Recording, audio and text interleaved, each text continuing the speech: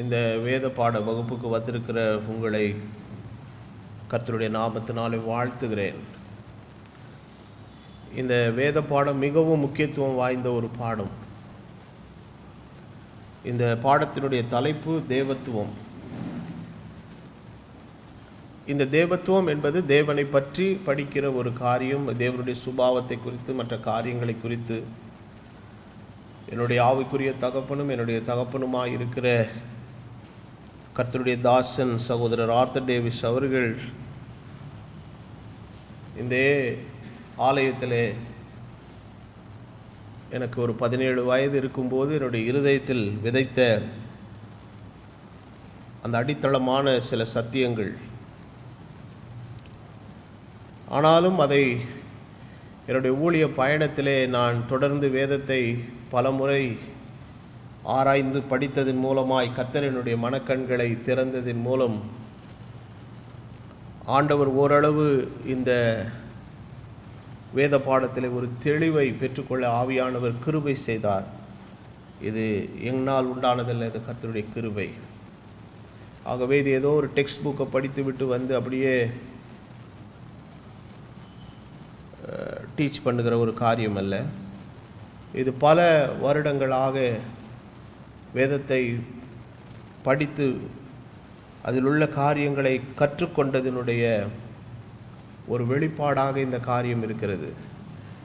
அது எத்தனை காலங்கள் எடுத்துக்கொண்டது என்பது தெரியாது. ஆனால் கர்த்தர் கிருபையாய் உங்களுக்கு அத்தனை விஷயங்களையும் சில மணி நேரத்திலே கேட்கிறதற்கான ஒரு வாய்ப்பை கொடுத்திருக்கிறார்.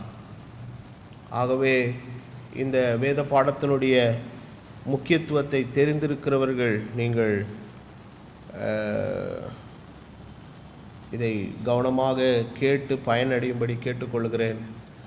நீங்கள் ஒருவேளை பைபிள் காலேஜில் படிக்கிற ஸ்டூடெண்ட்டாக இருக்கலாம், அல்லது பைபிள் காலேஜில் டீச் பண்ணுற ப்ரொஃபஸர்ஸாக இருக்கலாம், இல்லை போதகர்களாக இருக்கலாம், மேய்ப்பர்களாக இருக்கலாம்.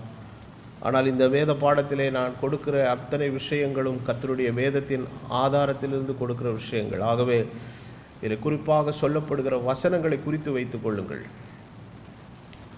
அந்த வீடியோவை நாங்கள் அப்லோட் செய்யும்போது அதனுடைய ரெஃபரன்ஸ் எல்லாவற்றையும் அதில் நாங்கள் போடுவோம். ஆனால் எல்லா ரெஃபரன்ஸையும் நம்ம வசனமாக போட முடியாது. அதை வெறும் முழு வசனமாக போடாமல் வெறும் ரெஃபரன்ஸ் மாத்திரம் கொடுக்கிறேன். நீங்கள் வேதத்தை எடுத்து திறந்து அதை படியுங்கள், அதை உங்கள் வேதாகமத்தில் குறித்து வையுங்கள்.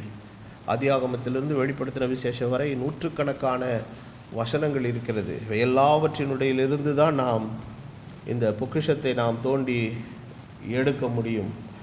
ஆகவே சோம்பல்தனமாக இருக்கிறவங்க தயவுசெய்து இந்த பாடம் உங்களுக்கு ஒத்தே வராது. ஆகவே தேவனுடைய வசனத்தை அறிய வேண்டும், சத்தியத்தை அறிய வேண்டும் என்கிற தாகம் உள்ளவர்கள் உட்கார்ந்து பொறுமையோடு கூட கேட்க வேண்டும் என்று உங்களை அன்போடு கேட்டுக்கொள்கிறேன். ஆகவே இது எல்லா மக்களுக்கும் பிரயோஜனமாய் இருக்க வேண்டும் என்பது தான் என்னுடைய வாஞ்சை. ஆகவே எல்லாரும் இதில் உங்களுடைய பங்குக்கு நீங்கள் சரியான ஒரு காரியத்திலே நீங்கள் உழைப்பையும் நேரம் கையாளுதலையும் நீங்கள் கொடுத்தால்தான் இதை சிறப்பாக கொண்டு போய் சேர்க்க முடியும். ஆகவே இந்த வேத பாடத்தை கர்த்தர் இந்த வேளையிலே ஆசீர்வதித்து கொடுக்கட்டும். நான் இந்த வேத பாடத்திற்கு கொடுத்திருக்கிற தலைப்பு தேவத்துவம், டிவினிட்டி ஆஃப் காட். அதாவது தேவனுடைய தெய்வீகத்தை பற்றி படிக்கிற ஒரு காரியம்.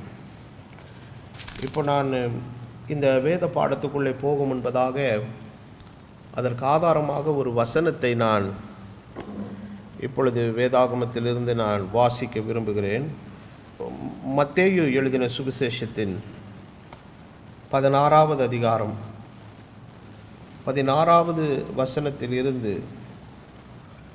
18வது வசனம் வரைக்கும். Matthew 16 verse number 16 to 18. மத்தேயு 16 முதல் 18 வரை. சீமோன் பேதுரு பிரதியுத்தரமாக, நீர் ஜீவனுள்ள தேவனுடைய குமாரனாகிய கிறிஸ்து என்றான். இயேசு அவனை நோக்கி, யோனாவின் குமாரனாகிய சீமோனே, நீ பாக்கியவான். மாம்சமும் இரத்தமும் இதை உனக்கு வெளிப்படுத்தவில்லை, பரலோகத்தில் இருக்கிற என் பிதா இதை உனக்கு வெளிப்படுத்தினார். மேலும் நான் உனக்கு சொல்லுகிறேன், நீ பேதுருவாய் இருக்கிறாய், இந்த கல்லின் மேல் என் சபையை கட்டுவேன், பாதாளத்தின் வாசல்கள் அதை மேற்கொள்ளுவதில்லை. நான் வாசித்த இந்த வேத வசனம் மிகவும் பரிச்சயமான தெரிந்த ஒரு வசனம். அப்போ தேவனை பற்றிய ஒரு காரியம் வெளிப்பாடு என்பது ஒரு மனுஷன் மாம்சீகத்தில், அதாவது மாம்சமும் இரத்தமும் வெளிப்படுத்தவில்லை என்று சொன்னால் இது மாம்சீகத்தில் கற்றுக்கொள்ளுகிற ஒரு காரியம் அல்ல. அதை முதல்ல நீங்கள் எல்லாரும் நல்லா புரிஞ்சுக்கணும்.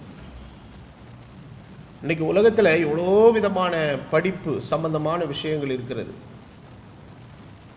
அதனுடைய பிரான்ச்சஸ் நிறைய இருக்குது. அது எல்லாத்தையும் படிக்கிறதுக்கு உங்களுக்கு மாம்சமும் இரத்தமும், அதாவது நீங்கள் ஒரு மனிதனாக இருந்தால் போதும், அதை படிச்சிடலாம். ஆனால் தேவனை பற்றி படிப்பது என்பது மாம்சத்தோடு இரத்தத்தோடு படிக்கிற ஒரு காரியம் அல்ல. இது பரலோகத்தில் இருக்கிற பிதா அதை வெளிப்படுத்த வேண்டும். இன்னைக்கு நான் சொல்லி கொடுக்க போகிற விஷயங்கள் எத்தனை தியோலாஜிக்கல் செமினரியில் பேசுவாங்க எனக்கு தெரியல. 199 விழுக்காடு இருக்கிறதுக்கு வாய்ப்பே இல்லை.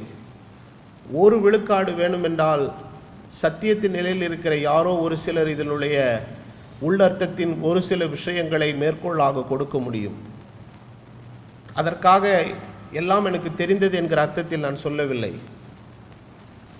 அப்போ இன்றைக்கு உலகத்தில் இருக்கக்கூடிய எல்லா பைபிள் செமினரிஸ் அவங்க எந்த விதமான உபதேச பின்புலத்தில் இருக்கிறார்களோ அதை அடிப்படையாக வைத்து தான் அவர்கள் தேவத்துவத்தை பிரசங்கிக்கிறார்கள்.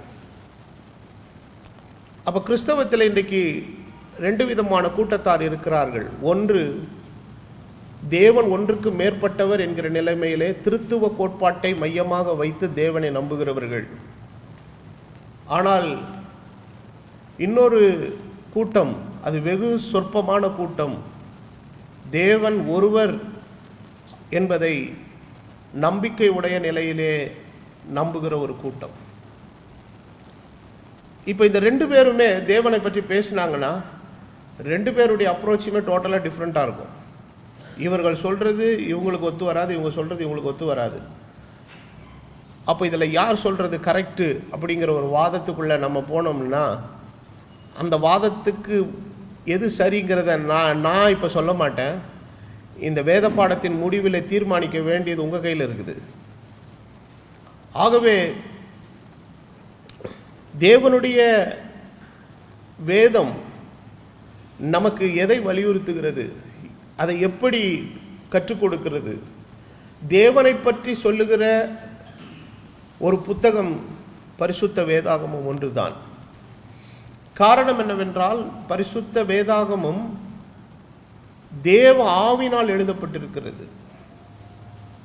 அப்போ தேவ ஆவினால் எழுதப்பட்டிருக்கிறபடினாலே தேவன் அதிலே தம்முடைய வார்த்தையின் சத்தியத்தை ஆண்டவர் உள்ளடக்கி வைத்திருக்கிறார். அப்போ தேவன் யாருக்கு தம்மை வெளிப்படுத்த வேண்டும் என்று சித்தம் கொண்டிருக்கிறாரோ அவர்களுக்கு அதை வெளிப்படுத்துவார். பைபிள் காலேஜஸ் எவ்வளோ இருக்குது. இன்றைக்கி எல்லாரும் என்ன நினைக்கிறாங்க, ஏதோ ஒரு பைபிள் செமினரியில் போய் சில ஆண்டுகள் படித்து ஒரு டிடிஹெச் பிடிஹெச் எல்லாம் வாங்கிடுறாங்க. இன்றைக்கி சமீப காலமாய் அநேக போதகர்கள் தங்களை டாக்டர் என்று அழைத்து கொள்ளுகிறது ஒரு பெரிய ஒரு ஐகான் ஸ்டேட்டஸாக இன்றைக்கி ஆவிக்குரிய உலகத்தில் மாறி இருக்குது. 2 போட்டுக்கிறாங்க, ரெவரண்ட் டாக்டர். அப்போ நான் சிலரை கேட்டார், டாக்டர்னு சொல்கிறீங்களே, நீங்கள் எதுலையாவது தீசிஸ் எழுதி டாக்டரேட் வாங்கினீங்கன்னா சொல்கிறாங்க கௌரவ டாக்டர் பட்டம்னு சொல்கிறாங்க. அப்போ இன்றைக்கி அமெரிக்காவில் அநேக சின்ன சின்ன யூனிவர்சிட்டிஸ் எல்லாம் என்ன பண்ணுதுன்னா யாருக்காவது ஒருத்தருக்கு கூப்பிட்டு தலையில் கொஞ்சம் எண்ணெயை வச்சு ஜோம் பண்ணிவிட்டு உடனே ஒரு டாக்டர் பட்டம் கொடுத்துறாங்க. இவங்க தங்களை டாக்டர் என்று அழைத்துக் கொள்கிறார்கள். இது எதுவுமே உதவாது. அப்போது இன்றைக்கி பைபிள் செமினரிஸில் போனால் ஆண்டவரை பற்றி கற்றுக்கலாமான்னா சத்தியமாக கற்றுக்கிட முடியாது. The Bible seminaries can produce informations, but they cannot give the revelation. Bible வேதாகம கலாசாலைகள் உங்களுக்கு வேதாகமத்தை குறித்தும் வேதாகமத்தை குறித்து சில தகவல்களை இன்ஃபர்மேஷன்ஸை வேணால் கொடுக்கலாம், ஹிஸ்ட்ரி சொல்லலாம். சைக்காலஜி சொல்லி தருவாங்க, அதர் ரிலீஜியன் சொல்லி தருவாங்க, ஆந்த்ரோபாலஜி சொல்லி தருவாங்க, கம்யூனிகேஷன் சொல்லி தருவாங்க, இவாஞ்சலிசம் சொல்லி தருவாங்க, எவ்வளோ விஷயங்கள் சொல்லி தருவாங்க. ஆனால் தேவனை பற்றிய ஒரு வெளிப்பாடு என்பது ஒரு ப்ரொஃபஸர் வாயிலிருந்து வருகிற வார்த்தையே அல்ல. இது கர்த்தர் ஒரு மனிதனுக்கு வெளிப்படுத்த வேண்டும். எம்மாவூர் சீஷர்களோடு கூட இயேசு பேசிக்கொண்டு போகும் பொழுது அவங்க கடைசியில் சொல்கிறாங்க, அவர் நம்மிடத்தில் பேசும்போது நம்முடைய இருதயங்கள் கொழுந்து விட்டு எரியவில்லையா? அதுதான் இட் ஸ்டிமுலேட்ஸ், தூண்டி விடுது. ஆண்டவர் யோனாவின் குமாரனாகிய சீமோனை பார்த்து சொல்லுகிறார், மாம்சமும் இரத்தமும் இதை உனக்கு வெளிப்படுத்தவில்லை, வேதபாரகரும் பரிசேயரும் வேதம் என்கிற எழுத்தை அவர்கள் கரைத்து குடித்தவர்கள். அப்போ இந்த வேதத்தை இருக்கக்கூடிய வார்த்தை ஒரு மனிதனுக்கு வெளிப்பாடாக மாறவில்லை என்றால் இது வெறும் ஸ்கிரிப்ட் தான். இன்னைக்கு பைபிளை எவ்வளோ பேர் படிக்கிறாங்க. கிறிஸ்தவர்கள் அல்லாதவர்கள் பைபிள் படிக்கிறார்கள். இயேசுவின் மீது இறை நம்பிக்கை உடையவர்கள் பேசுகிறார்கள். சில பிற மத விஷயங்களிலே ஒரு ஆன்மீக பணியில் ஈடுபடக்கூடியவர்கள் கூட சிலருடைய காணொலியெல்லாம் நான் யூடியூப்பில் பார்த்துருக்கிறேன். They are coating scriptures from the Bible. ஒரு ஆன்மீகவாதி ஒரு முறை பேசும்போது எது மெய்யான ஜீவன் அப்படிங்கிறத பற்றி அவர் பேசுகிறாரு. அவர் எல்லா வேத புராணங்களிலிருந்து மேற்கோள்லாம் காட்டுறாரு. அவர் சென்னையில் தான் இருக்கிறார், நான் எந்த பெயரையும் சொல்ல விரும்பலை. நிறைய ஆயிரக்கணக்கான மக்கள் உட்கார்ந்துருக்கிறாங்க. எல்லா வேதங்களில் உள்ள சில விஷயங்களை எல்லாம் மேற்கோள் காட்டினவர் இறுதியிலே சொன்னார், இதற்கு சரியான விடயத்தை பரிசுத்த பைபிள் தான் சொல்லுகிறது என்று சொல்லி யோவான் எழுதின சுவிசேஷத்திலிருந்து வசனங்களை மேற்கோள் காட்டினார். சில ஆன்மீகவாதிகள் மலை பிரசங்கத்தை பேசுகிறதையெல்லாம் நான் கேட்டிருக்கிறேன். சரி, இப்படி எல்லாரும் பண்ணினாலும் கூட தேவன் தாம் தெரிந்து கொண்ட தம்முடைய பிள்ளைகளுக்கு அவர்களுக்கு தேவன் அவருடைய மனக்கண்களை திறந்து தம்மை வெளிப்படுத்துகிறார். அதுக்கு பேர் தான் வெளிப்பாடு என்பது. ஸோ வெளிப்பாடு என்கிற தமிழ் சொல்லுக்கு ஆங்கில பதம் revelation. It means unveiling. Revelation என்று சொன்னால் திரை நீக்கப்படுதல். அப்போது திரை என்பது என்னன்னா, ஒரு துணியை வச்சு ஒன்று மூடி வச்சிருக்கதா என்னதுங்க திரை. அப்போ ஒரு விஷயத்தை ஒரு திரையானது இப்படி மூடி வைத்திருக்கும் போது அது மறைக்கப்பட்டதாக இருக்கிறபடியினாலே அதற்குள் என்ன இருக்கிறது, என்ன விஷயங்கள் உள்ள அடங்கி இருக்கிறது என்பது நமக்கு புலப்படாத ஒரு விஷயம். ஆனால் அந்த திரை நீக்கப்படும் போது மறைவாய் இருந்த விஷயம் என்ன செய்ய ஆரம்பிக்கிறதுங்க, வெளிப்பட ஆரம்பிக்கிறது. அப்போது வேதத்தில் படிக்கும் பொழுது ரெண்டு மனுஷனை குறித்து ஆண்டவர் சொல்லுகிறார், புறம்பான மனுஷன், உள்ளான மனுஷன். அப்போ புறம்பான மனிதனுக்கு ரெண்டு கண்கள் கொடுக்கப்பட்டிருக்கிறது, பார்ப்பதற்கு, செவிகள் கேட்பதற்கு, மூக்கானது முகர்வதற்கு, ஐம்புலன்களை கர்த்தர் கொடுத்தார். the 5 senses இருக்குது. ஆனால் இந்த உள்ள இருக்கக்கூடிய உள்ளான மனிதன், அதற்குத்தான் ஒரு ஆன்மீக கண்கள் இருக்கிறது, ஆவிக்குரிய கண்கள் இருக்கிறது. அந்த ஆவிக்குரிய கண்களை திறக்கிறவர் பரிசுத்த ஆவியானவர். அப்போ இந்த 5 senses, 5 வித உணர்வுகள் ஒரு மனிதனுக்குள்ளே ஆப்ரேட் ஆகணும் அப்படின்னா அவன் ஒரு மனிதனாக இருந்தால் போதும், மனுஷ ஆவி அவனுக்குள்ளே இருந்தால் போதும். கேட்க முடியும், பேச முடியும், பார்க்க முடியும், நுகர முடியும், தொடுவதை என்ன செய்ய முடியும், உணர முடியும். இந்த ஐம்புலன்களும் அவனுக்குள்ளே வேலை செய்யும். ஆனால் அவனுக்குள்ளே இருக்கிற அவனுடைய உள்ளான ஆத்துமாவிலே இருக்கக்கூடிய அந்த அகக்கண்கள் திறக்கப்பட வேண்டும். அது திறக்கப்படுவதற்கு என்ன செய்ய வேண்டும் என்று சொன்னால், பரிசுத்த ஆவியானவர் ஒருவர் தான் அதை திறந்து நமக்கு காரியங்களை வெளிப்படுத்த முடியும். ஆகவே தான் ஆண்டவர் பேதுருவினிடத்தில் சொல்லுகிறார், இதை மாம்சமும் இரத்தமும் உனக்கு வெளிப்படுத்தவில்லை. மாம்சமும் இரத்தமும் இருந்தால் ஒரு மனிதனாக, ஒரு நேச்சுரல் மேனாக, இயற்கை மனிதனாக இருந்தால் மருத்துவம் படிக்கலாம், தொழில்நுட்பங்களை படிக்கலாம், கணிதம் படிக்கலாம், இயற்பியல் படிக்கலாம், வேதியியல் படிக்கலாம், மாணவியல் படிக்கலாம், எல்லா விதமான காரியங்களையும் சாஸ்திரங்களையும் நம்மளாலே கற்றுக்கொள்ள முடியும். ஆனால் தேவனை பற்றிய ஒரு அறிவு ஒருவனுக்குள்ளே வர வேண்டுமானால் கர்த்தர் அவனுக்குள் வந்து தமது பரிசுத்த ஆவியினாலே அவன் கண்களை என்ன செய்ய வேண்டும்? திறக்க வேண்டும். அப்போ இன்றைக்கி நிறைய பைபிள் செமினரிஸ் வந்து அது என்னன்னா ஒரு அகடமிக்காக தான் நடத்துகிறாங்க. அவங்க கலாசாலைக்கென்று சில புத்தகங்கள்லாம் அவங்க புக்ஸ் எல்லாம் வச்சுருப்பாங்க பாருங்கள். அப்போ அந்த புக்ஸ் எல்லாம் வந்து அவங்க ஏதாவது வேறு சில ஆத்தர்ஸ் எழுதின புத்தகத்தை எல்லாத்தையும் அவங்க எடுத்து அதில் உள்ள தகவல்களை எல்லாம் ஒன்று கூட்டி இவங்க ஒரு டெக்ஸ்ட் புக்கு தங்களுடைய பைபிள் செமினரிக்காக அவங்க உருவாக்கியிருப்பாங்க. இதெல்லாம் வந்து ஒரு மனிதனுடைய கண்களை ஒரு காலம் என்ன செய்யாதுங்க? திறக்கவே திறக்காது. அப்போது பரிசுத்த ஆவியானவர் ஒரு மனிதனுடைய அகக்கண்களை திறக்க வேண்டும். அப்போ தேவனை பற்றி படித்தல் என்பது அவ்வளவு சுலபமான காரியமா அப்படின்னு பார்த்தீங்கன்னா, நிச்சயமாக சொல்லுவேன், தேவன் ரொம்ப பெரியவர். அவரை பற்றி அறிந்து கொள்வது என்பது அவ்வளவு சுலபமான ஒரு காரியமும் அல்ல. ஆனால் அவரை விளங்கிக் கொள்ள வேண்டும் என்றால் விளங்கிக் கொள்வது எளிதாக இருக்கும். அதை ஆவியானவரே நமக்கு என்ன செய்ய முடியுங்க? வெளிப்படுத்த முடியும். அப்போது தேவனை ஒரு மனுஷன் அறியாமல் இந்த பூமியிலே இருந்து அப்படியே போயிடுவான் அப்படின்னா, அவன் கடைசியில் ஒரு நாளில் அவன் ஆண்டவருக்கு என்ன செய்து தான் ஆகணுங்க? பதில் சொல்லி தான் ஆகணும். வேதவசனம் சொல்லுகிறது, ஒன்றாட மெய்தேவனாகிய உம்மையும் நீர் அனுப்பினவராய் இருக்கிற இயேசு கிறிஸ்துவை அறிவது நித்திய ஜீவன். அப்போ நித்திய வாழ்வை சுதந்திரிக்கிற ஒவ்வொரு மனுஷனும், அப்போ யாரெல்லாம் நித்திய ஜீவனை சுதந்திரிக்கணும்னு ஆண்டவர் விரும்பினாரு? எல்லா மனுஷரும் தான். வேதம் தெளிவாய் சொல்லுகிறது, எல்லா மனுஷரும் ரட்சிக்கப்படவும் சத்தியத்தை அறிகிற அறிவை அடையவும் தேவன் என்ன உள்ளவராக இருக்கிறார்? சித்தம் உள்ளவராக இருக்கிறார்.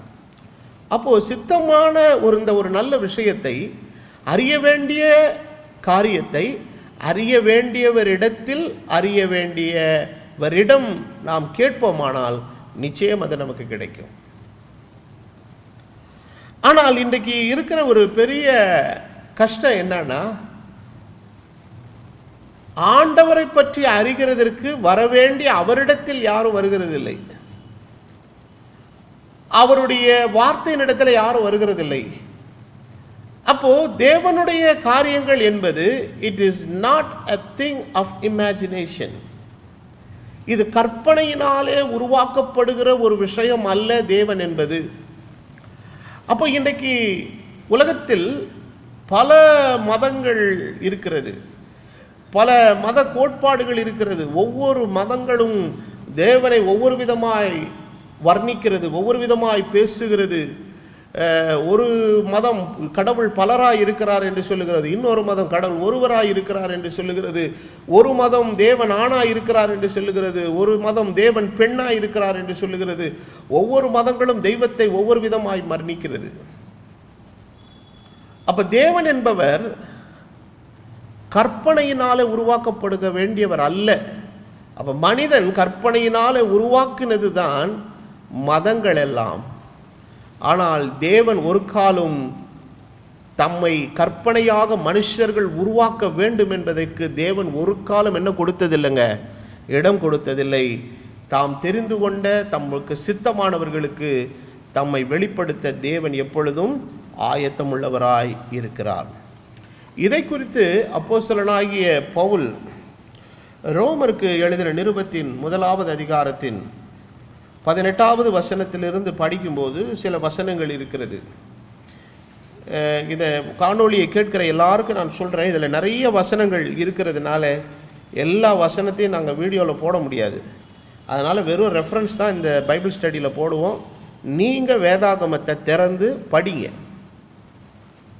இந்த சப்ஜெக்டை கேட்குறவங்க டோன்ட் பி லேசி, சோம்பல்தனமாக செயல்படாதீர்கள். இதை வேத பாடத்தை கேட்கும்போது வேதாகமத்தை வைத்துக்கொள்ளுங்கள், கையில் ஒரு குறிப்பு நோட்டு வைத்துக்கொள்ளுங்கள். அதில் நீங்கள் சொல்கிற ஒவ்வொரு விஷயத்தை கவனமாக எழுதி வையுங்கள். வேதாகமத்தில் அதற்கு தொடர்பு வசனங்களை அதில் அருகாமையிலேயே குறித்து வையுங்கள். அது எப்பொழுது நீங்கள் படித்தாலும் அது உங்களுக்கு மிகவும் பிரயோஜனமாக இருக்கும். ஏனென்றால் இவ்வளவு விஷயங்களை உள்ளிருந்து எடுத்து கண்டுபிடிக்கிறது பெரிய கஷ்டமான ஒரு காரியம். கர்த்தர் கிருபையாய் அது எல்லாத்தையும் காண ஆண்டவர் உதவி செய்திருக்கிறார். ஆகவே உங்களுக்கு எளிமையாய் சுலபமாய் உங்களுக்கு நாங்கள் இதை கொடுக்குறோம். ஆகவே இதை பொறுப்போடு கூட நீங்கள் எல்லாவற்றையும் எழுதி வைக்கும்படி உங்களை அன்போடு கூட கேட்டுக்கொள்கிறேன். சரி, அப்போ ரோமர் 1வது அதிகாரம் 18வது வசனத்திலிருந்து நீங்கள் படிச்சிங்கன்னா வசனம் என்ன சொல்லுதுன்றதை நம்ம படிப்போம். சத்தியத்தை அநியாயத்தினாலே அடக்கி வைக்கிற மனுஷனுடைய எல்லாவித அவபக்திக்கும் அநியாயத்துக்கும் விரோதமாய் தேவ கோபம் வானத்திலிருந்து வெளிப்படுத்தப்பட்டிருக்கிறது. தேவனை குறித்து அறியப்படுவது அவர்களுக்குள்ளே வெளிப்பட்டிருக்கிறது. ஆங்கில வேதாகமம் ரொம்ப அழகாக எழுகிறது. Because that which may be known of God is manifest in them. அவர்களுக்குள் அது வெளிப்படுத்தப்பட்டிருக்கிறது.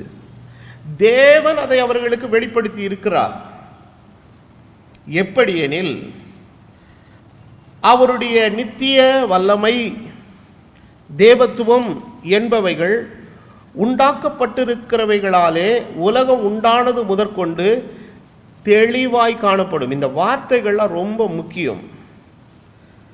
காணப்படாதவைகள்னு சொல்றாரு, ஆனால் காணப்படாதவைகள் எப்படி தெரியுதுங்கிறாரு? தெளிவாய். தெரியுதுன்னு கூட சொல்லல, தெளிவாய் காணப்படுங்கிறாரு. ஆதலால் அவர்கள் போக்கு சொல்ல அவர்களுக்கு என்ன இல்லைங்க, ஆமாம், தே கேனாட் மேக் எக்ஸ்கியூஸ். கடவுளை தெரியாது, நான் பார்க்கல, அவர் எப்படி இருப்பாரோ எனக்கு தெரியாது, அப்படிலாம் சொல்ல முடியாது. அப்போ ஆண்டவர் தம்முடைய சிருஷ்டிப்பில் இருந்தே, அப்போ ஆண்டவர் நம்முடைய கையில் எழுதப்பட்ட ஒரு வேதாகமத்தை எழுதப்பட்ட வேதமாய் நம்முடைய கரத்தில் கொடுக்கிறதுக்கு முன்பதாக God's first version of Bible is the nature. இயற்கை தான் தேவன் எழுதின முதல் வேதாகமம். இதற்கு ஆதார வசனம் நீங்கள் கேட்டீர்களானால் 19வது சங்கீதத்தை நான் உங்களுக்கு மேற்கோள் காட்ட முடியும். வானங்கள் தேவனுடைய மகிமையை வெளிப்படுத்துகிறது, ஆகாய விரிவு அவருடைய கரங்களின் கிரியையை அறிவிக்கிறது, பகலுக்கு பகல் வார்த்தைகளை பொழிகிறது, இரவுக்கு இரவு அறிவை தெரிவிக்கிறது. அவைகளுக்கு பேச்சும் இல்லை, வார்த்தையும் இல்லை, அவைகளின் சத்தம் கேட்கப்படுவதும் இல்லை. ஆகிலும் அவைகளின் சத்தம் பூமி எங்கும், அவைகளின் வசனம் பூச்சக்கரத்து கடைசி வரைக்கும் செல்லுகிறது. அதில் சூரியனுக்கு ஒரு கூடாரத்தை ஸ்தாபித்தார் என்று எழுதுகிறார். சொல்லிட்டு இறுதியிலே முடிக்கும்போது சங்கீதக்காரர் விதமாய் சொல்கிறார், அன்றியும் அவைகளாலும் அது அடியேன் எச்சரிக்கப்படுகிறேன், அவைகளை கை கொள்ளுகிறதுனால் மிகுந்த பலன் உண்டு. வானம் அவருடைய மகிமை வெளிப்படுத்துகிறது, ஆகாய விரிவு அவருடைய கரத்தின் கிரியை அறிவிக்கிறது. The first edition, the first version of the Bible is the nature. God's creation is the first Bible. அப்போ அவர் என்ன சொல்றாருன்னா, தேவனுடைய வல்லமை எப்படி இருக்குங்கிறத அந்த கிரியேஷன்ல கர்த்தர் என்ன செஞ்சிருக்கிறாருங்க, வெளிப்படுத்தி இருக்கிறாரு. So God revealed his power through his creation, but that creation is not the creator. அந்த படைப்பின் மூலமாய் ஆண்டவர் தமது வல்லமை வெளிப்படுத்தி இருக்கிறாரு. அந்த வெளிப்படுத்தப்பட்ட பொருள் கடவுள் அல்ல, அந்த பொருளை உருவாக்கினவர் தான் கடவுள். இப்போ இந்த கேமரா எனக்கு முன்னால் இருக்குது, என்னுடைய இந்த ஒரு மைக்ரோஃபோன் இருக்குது, இதை யாரோ ஒருத்தர் உருவாக்கி இருக்கிறாங்க. உருவாக்கினவர் தன்னுடைய திறமையை, தாளந்தை இந்த பொருளில் என்ன செஞ்சிருக்கிறாருங்க, வெளிப்படுத்தி இருக்கிறார். He revealed his talent and knowledge through his manufacturing. தன்னுடைய உற்பத்தி செய்யப்பட்ட இந்த பொருளின் மூலமாய் தன்னுடைய திறமையை அவர் வெளிப்படுத்தி இருக்கிறார். ஒரு தச்சர் என்ன செய்கிறாரு, போய் மரத்தை வாங்கிட்டு வர்றாரு. என்னத்துக்குங்க மரம் வாங்கிட்டு வந்திருக்கீங்க, ஒரு அழகான டேபிள் சேர் செய்ய போகிறேங்க, செய்கிறேன். அந்த மரத்தை வாங்கிட்டு வந்த மரத்தை நம்ம ஃபோட்டோ எடுத்து பார்த்துட்டு அந்த கம்ப்ளீட் ப்ராடக்ட் இருக்குல்ல, முடிவு பெற்ற ஒரு பொருள், அந்த டேபிள் சேரை, அதுக்கு அந்த மரத்துக்கு என்னவே கிடையாதுங்க, சம்மந்தமே இல்லை. அப்போது வெறும் மரமாக இருந்தது எப்படி ஒரு டேபிளாக மாறியது, எப்படி ஒரு சேராக மாறியதுன்னா, யாரோ ஒருத்தருடைய சிந்தைக்குள் இருந்த அந்த வடிவம் அந்த மரத்தை டேபிளாக என்ன செஞ்சிருக்குது, மாற்றி இருக்கிறது. ஆனால் அந்த டேபிளும் சேரும் இவர் அல்ல, தச்சர் அல்ல, அதை உருவாக்கின ஒரு தச்சர் இருக்கிறார். அப்போ அவர் தன்னுடைய டேலண்ட்டை, தன்னுடைய திறமை அதில் என்ன செஞ்சிருக்கிறாருங்க, வெளிப்படுத்தியிருக்கிறார். ஒரு ஓவியர் தன்னுடைய கற்பனையில் ஒரு அழகான ஓவியத்தை உருவாக்குகிறார். உருவாக்கும் போது தன்னுடைய திறமையை தாளந்து அந்த ஓவியத்தில் வெளிப்படுத்துகிறார். தன்னுடைய கைவண்ணத்தை அதில் காட்டுறாரு. அந்த படம் ஓவியம் அல்ல, அது ஓவியம்தான். ஓவியம் வேறு, ஓவியன் வேற. அப்போ ஓவியம் எதை வெளிப்படுத்துகிறது? ஓவியனுடைய திறமையை, அவனுடைய கை திறமையை அது அவனுக்கு வெளிப்படுத்தி கொடுக்கிறது. அப்போ தேவனுடைய படைப்பு எல்லாவற்றை நீங்கள் பார்க்கும்போது எல்லாவற்றிலேயும் கர்த்தர் தமது வல்லமை காண்பிக்கிறாரு. நான் அடிப்படையில் இயற்கையை ரொம்ப ரசிக்கிறவன். என்ன நீங்கள் எங்கேயாவது இந்த இதுக்கெல்லாம் கூப்பிட்டு போனீங்கன்னா எனக்கு பிடிக்கவே பிடிக்காது. இந்த சில பேர் இந்த சுற்றி பார்க்க போவாங்க, பார்த்துருக்கீங்களா? சுற்றி பார்க்க போகிறேன்னு சொல்லிட்டு இதுக்கெல்லாம் போவாங்க, இந்த பொருட்காட்சிக்கு போவாங்க. எனக்கு எங்கே இந்த ஜனம் கத்துறாங்களோ அந்த இடத்துக்கு போகவே பிடிக்காது.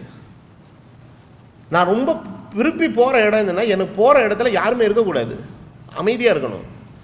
மரங்களை பார்ப்பேன், இயற்கையை பார்ப்பேன், நீர்வீழ்ச்சிகளை பார்ப்பேன், மரச்செடி கொடிகளை பார்ப்பேன். நான் வெளிநாடுகளுக்கு போகும்போது சும்மா பாட்டுக்கு போயிடுவேன், அந்த இயற்கையை ரசிக்கிறதுக்காகவே போயிடுவேன். தனியாக எங்கேயாவது ஒரு இடத்துல இருப்பேன். ஒரு முறை இலங்கைக்கு சென்றிருந்த போது இந்து மகா சமுத்திரம், நான் தங்கியிருந்த ஒரு பாஸ்டருடைய வீட்டுக்கு ரொம்ப பக்கத்தில் இருந்துச்சு. அவர் சொன்னார், சுனாமி வந்தப்போ எங்கள் சர்ச்சில் முக்கால்வாசி மூழ்கிருச்சு பிரதர்னார். அங்கேருந்து பார்த்தீங்கன்னா அவர் வீட்டு மெத்தையிலேருந்து பார்த்தீங்கன்னா சமுத்திரம் தெரியும். ஆனால் நான் ஒரு நாள் காலையில் நான் 6 மணிக்கு போய் உக்காந்துட்டேன், கரையில் உக்காந்துட்டேன். நான் சொல்லிட்டு போயிட்டேன் பாஸ்டர்கிட்ட, நான் போய் கடற்கரையில் கொஞ்சம் நேரம் உட்கார போகிறேன், என்னை தேடாதீங்கன்னு சொல்லிட்டு போயிட்டேன். கிட்டத்தட்ட காலையில் 6 மணிக்கு போனவன் காலைல 10 மணி வரைக்கும் உட்காந்துருந்தேன் கடற்கரையில். எனக்கு அந்த இடத்த விட்டு எந்திரிச்சு வர எனக்கு விருப்பமே இல்லை. அவ்வளவு ஒரு நிசப்தம், அவ்வளோ ஒரு அமைதி. அதை பார்க்க எனக்கு அவ்வளவு சந்தோஷமாக இருந்துச்சு. அது I really enjoyed that time.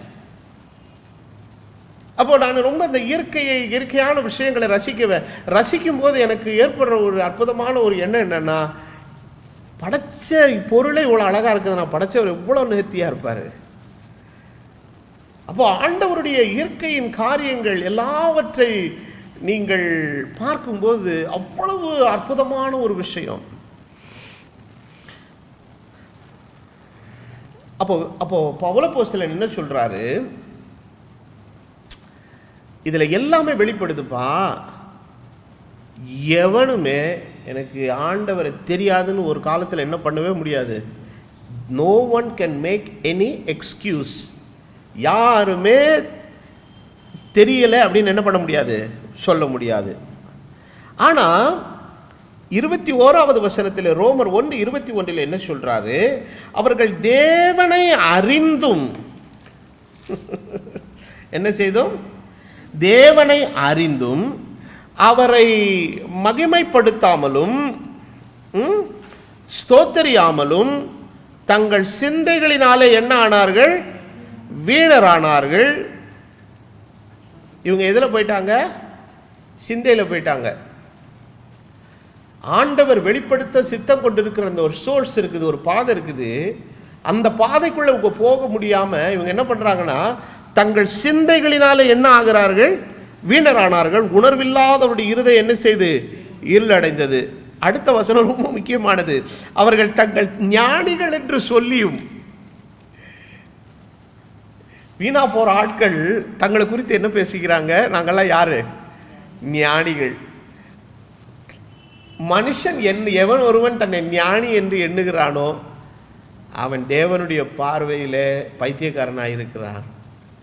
இந்த பூமியிலே எவன் பைத்தியக்காரன் போல மக்கள் பார்வையில் தென்படுகிறானோ அவன் கர்த்தருடைய பார்வையில் ஞானியாக இருக்கிறான்.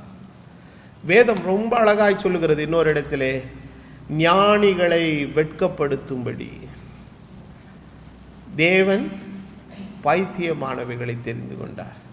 இன்னைக்கு ஒரு அரங்கத்தில் கொண்டு வந்து எவ்வளவு படித்த ஸ்காலரை வேணால் நீங்கள் உட்கார வைங்க, எந்த ஃபீல்டுலனாலும் let him be a scholar. இயற்பியல் துறையிலையா, மருத்துவ துறையிலையா, வேதியியல் துறையிலையா, தாவரவியலிலா, நுண்ணுயிர் சம்மந்த மைக்ரோ பயாலஜியில் படிச்சிருக்கிறாரா இல்லை, எந்த ப்ரொஃபஷனில் அவங்க டாப் மேனாக இருந்தாலும் வந்து லெட் தெம் கம். அவங்க எல்லாரும் என்ன சொல்லுவாங்க, they are all highly intellectual, they are all well learned people அப்படிலாம் பேசிக்குவாங்க. அவர்களுக்கு கொடுக்குற அடைமொழி அதுதான். ஆனால் அங்கே ஒருத்தன் உலக பிரகாரமான எந்த ஒரு காரியத்தையும் அவன் படிக்கலை, ஆனால் அவன் அங்கே வந்து நிற்கிறான். நிற்கும்போது அவன் சொல்கிறான், இங்கே இருக்கிற மற்றவங்க எல்லாரும் என்னென்னமோ சொல்கிறீங்க, அது எதுவும் எனக்கு தெரியல, ஆனால் நான் ஒருவரை அறிந்திருக்கிறேன், ஒன்றான மெய்தேவனாயிருக்கிற மெய்தெய்வம் யார் என்பதை அறிந்திருக்கிறேன்னு சொன்னான்னு வச்சுக்கோங்களேன். கர்த்தருடைய பார்வையிலே அவன்தான் ஞானவானாக பார்க்கப்படுகிறவன்.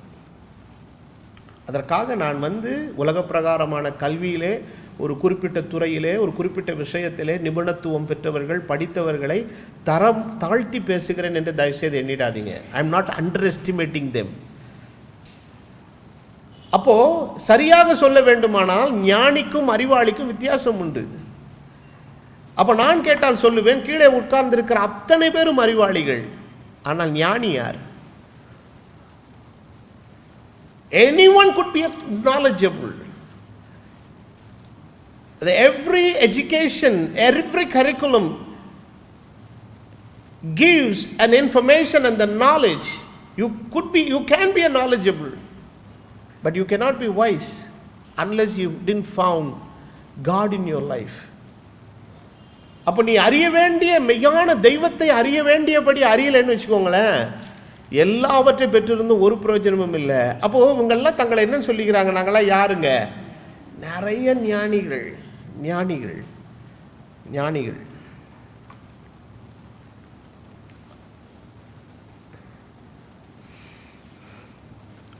அவர்கள் பைத்தியக்காரராகி கடைசியில் என்னாச்சு, தங்களை ஞானி நினைச்சவங்க என்ன பண்ணிட்டாங்கன்னா, அழிவே இல்லாத தேவன், இந்த வார்த்தையை அண்டர்லைன் பண்ணிக்கோங்க, he is an uncorruptible God. அதாவது நம்மளுடைய அப்போஸ்தலனாகிய பவுல் வந்து யூஸ் பண்ணியிருக்கிற அந்த சொல் கையாடல் இருக்குது பாருங்க, அதில் இந்த தமிழ் மொழியில் சில வார்த்தைகளுடைய சொல்லாடல் இருக்குதுல, ரொம்ப இட் இஸ் ஃபென்டாஸ்டிக், ரொம்ப அற்புதமாக எழுதியிருக்கிறாங்க. அது தமிழ் ஆக்கியோன்கள், அந்த மொழியாக்கம் ரொம்ப அற்புதமாக இருக்குது. என்ன சொல்கிறாங்கன்னா, அழிவில்லாத தேவன் is uncorruptible God. அன்கரப்டபிளை இவன் எதுக்கு ஈக்குவல் ஆக்கிட்டான்னா, கரப்டபிளுக்கு ஈக்குவல் ஆகிட்டான். அழிவில்லாதவரை அழிவுள்ள ஒன்றுக்கு இணையாக மாற்றிவிட்டான். அப்போ மேஜர் டிவிஷன் எங்கே அடி வாங்கி போகுது? தேவன் அழிவில்லாதவர், இஸ் அன்கரப்டபிள், சாவாமை உள்ளவர், அவர் என்றென்றைக்கும் இருக்கிறவர். அவரை போய் நீங்கள் அழிவுள்ள எந்த ஒரு விஷயத்துக்கு ஈக்குவலாக நீங்கள் கொண்டு வந்தீங்கனாலும் it is a sin before God. You are disgracing God. நீங்கள் தேவனை கனவீனப்படுத்துகிறீர்கள், மரியாதை குறைவாய் பண்ணுகிறீர்கள். காரணம், தேவன் அழிவில்லாதவர். இந்த மைக்ரோஃபோன் எடுத்துக்கிட்டு இதுதான் கடவுள் நான் சொல்கிறேன்னு வச்சுக்கிடுவோம். ஒரு உதாரணத்துக்கு, ஒரு வாதத்துக்காக நான் சொல்கிறேன். இந்த மைக் எவ்வளோ நாள் இருக்கும்? அழிவுள்ளது இது. வேணா இந்த வீட்டுக்குள்ளே டப்பாக்குள்ளே வச்சுருந்தேன்னா வேணா அப்படியே பத்திரமா பொருள் வேணா இருக்கும், ஆனால் ஒரு குறிப்பிட்ட காலத்துக்கு அப்புறம் இது வேலை செய்யாது. இதே பொருளை தூக்கி மண்ணில் போட்டோன்னா மக்கிரும். அழிவுள்ளது. அப்போ அழிவுள்ள எந்த ஒரு காரியமும் அழிவில்லாத தெய்வத்துக்கு என்ன ஆக முடியாதுங்க, இணையாக முடியாது. அப்போ இன்றைக்கு ஞானிகள் என்று நிலைய இருக்கக்கூடிய பலர் அவர்கள் என்ன ஆகிறார்கள்னா, பைத்தியக்காரர்கள் ஆகி அழிவில்லாத தேவனுடைய மகிமையை அழிவுள்ள மனுஷர்கள், பறவைகள், மிருகங்கள், ஊரும் பிராணிகள் ஆகிய இவைகளுடைய ரூபங்களுக்கு ஒப்பாக மாற்றினார்கள். அதனால தான் ஆண்டவர் இஸ்ரவேல் ஜனங்களுக்கு சொல்லும்போது என்ன சொன்னார்? விக்கிரக ஆராதனை என்ன பண்ணாத, செய்யாத. தேவனுக்கு என்ன உண்டாக்காத, எந்த ஒரு சாயலையோ வடிவத்தையோ சொரூபத்தையோ என்ன செய்ய வேணாம், உண்டாக்க வேணாம். ஏன் உண்டாக்க வேணாம்னு சொன்னா, அந்த ஆண்டவர் எப்படி இருப்பார்னு உனக்கு தெரியுமா? நீ பார்த்துருக்கியா அவரை? அவர் என்ன டிசைனில் இருப்பார்னு தெரியுமா உனக்கு? என்ன கலரில் இருப்பார்னு தெரியுமா? என்ன வடிவத்தில் இருப்பார்னு தெரியுமா? என்ன சாயலில் இருப்பார்னு தெரியுமா? என்ன உயரத்தில் இருப்பார், நீளத்தில் இருப்பார், அகலத்தில் இருப்பார், வெயிட்டில் இருப்பார் தெரியுமா? நீங்கள் பார்த்துருக்கீங்களா? ஒருவரும் பார்த்ததில்லை. வேதம் சொல்லுகிறது தேவன் ஆவியாக இருக்கிறார். He is a spirit person. ஆனால் ஒரு காலம் வந்தபோது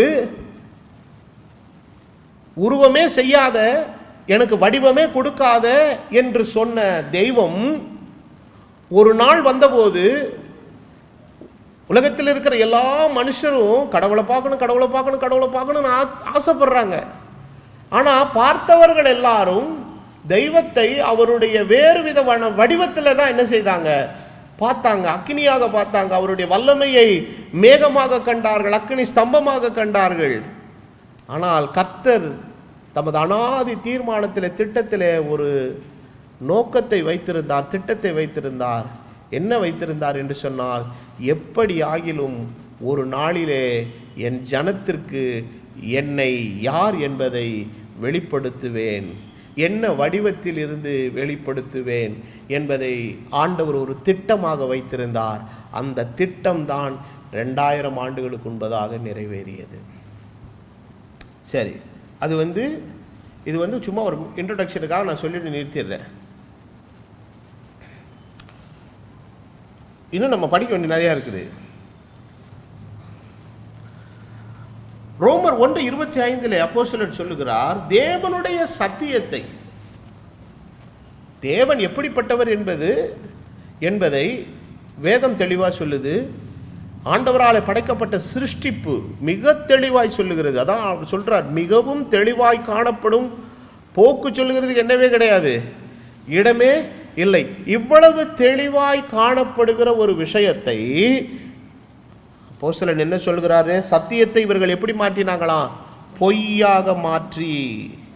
they changed the truth of God into lie. தேவனுடைய சத்தியத்தை என்னவா மாத்திட்டாங்க? அப்போ பொய் என்றாலே இதனுடைய ஆரிஜின் எங்க? ட்ரூத்துக்கு ஆரிஜின் காடு. சத்தியத்திற்கு மூல ஆதாரம் யார்? தெய்வம். தெய்வத்தினிடத்திலிருந்து வர்றது எல்லாம் என்னதான் வரும்? சத்தியம்தான். இதுக்கு லைக் ஆரிஜின், பொய்க்கு ஆரிஜின் யாரு? பிசாசு. பொய்யனும் அவன் பொய்க்கு பிதாவும் இருக்கிறான். அவனை வெறும் பொய் பேசுறான்னு மாத்திரம் சொல்லலை, அவளை பொய்க்கு வேற என்னன்னு சொல்லியிருக்குது. இஸ் அ ஃபாதர் ஆஃப் லை. அப்போ அந்த ஃபாதருக்கு ஏகப்பட்ட பிள்ளைகள் இருக்கிறாங்க. அம்புட்டும் வாயை திறந்தாலும் என்னதான் பேசும்? பொய்யை தான் பேசும். ஆனால் நாம் அவனுக்கு பிள்ளைகள் அல்ல, நாம் எல்லாம் சத்திய தெய்வத்துக்கு பிள்ளைகள். சத்தியவானாக இருக்கிற தெய்வம் எதை பேசுகிறாரோ அதை மாத்திரம் பேசுகிற சத்தியவான்கள். அதனால தான் இயேசு நம்மை குறித்து யோவான் எழுதின சுவிசேஷத்தில் சத்தியவான் எவனும் என் சத்தம் கேட்கிறான்.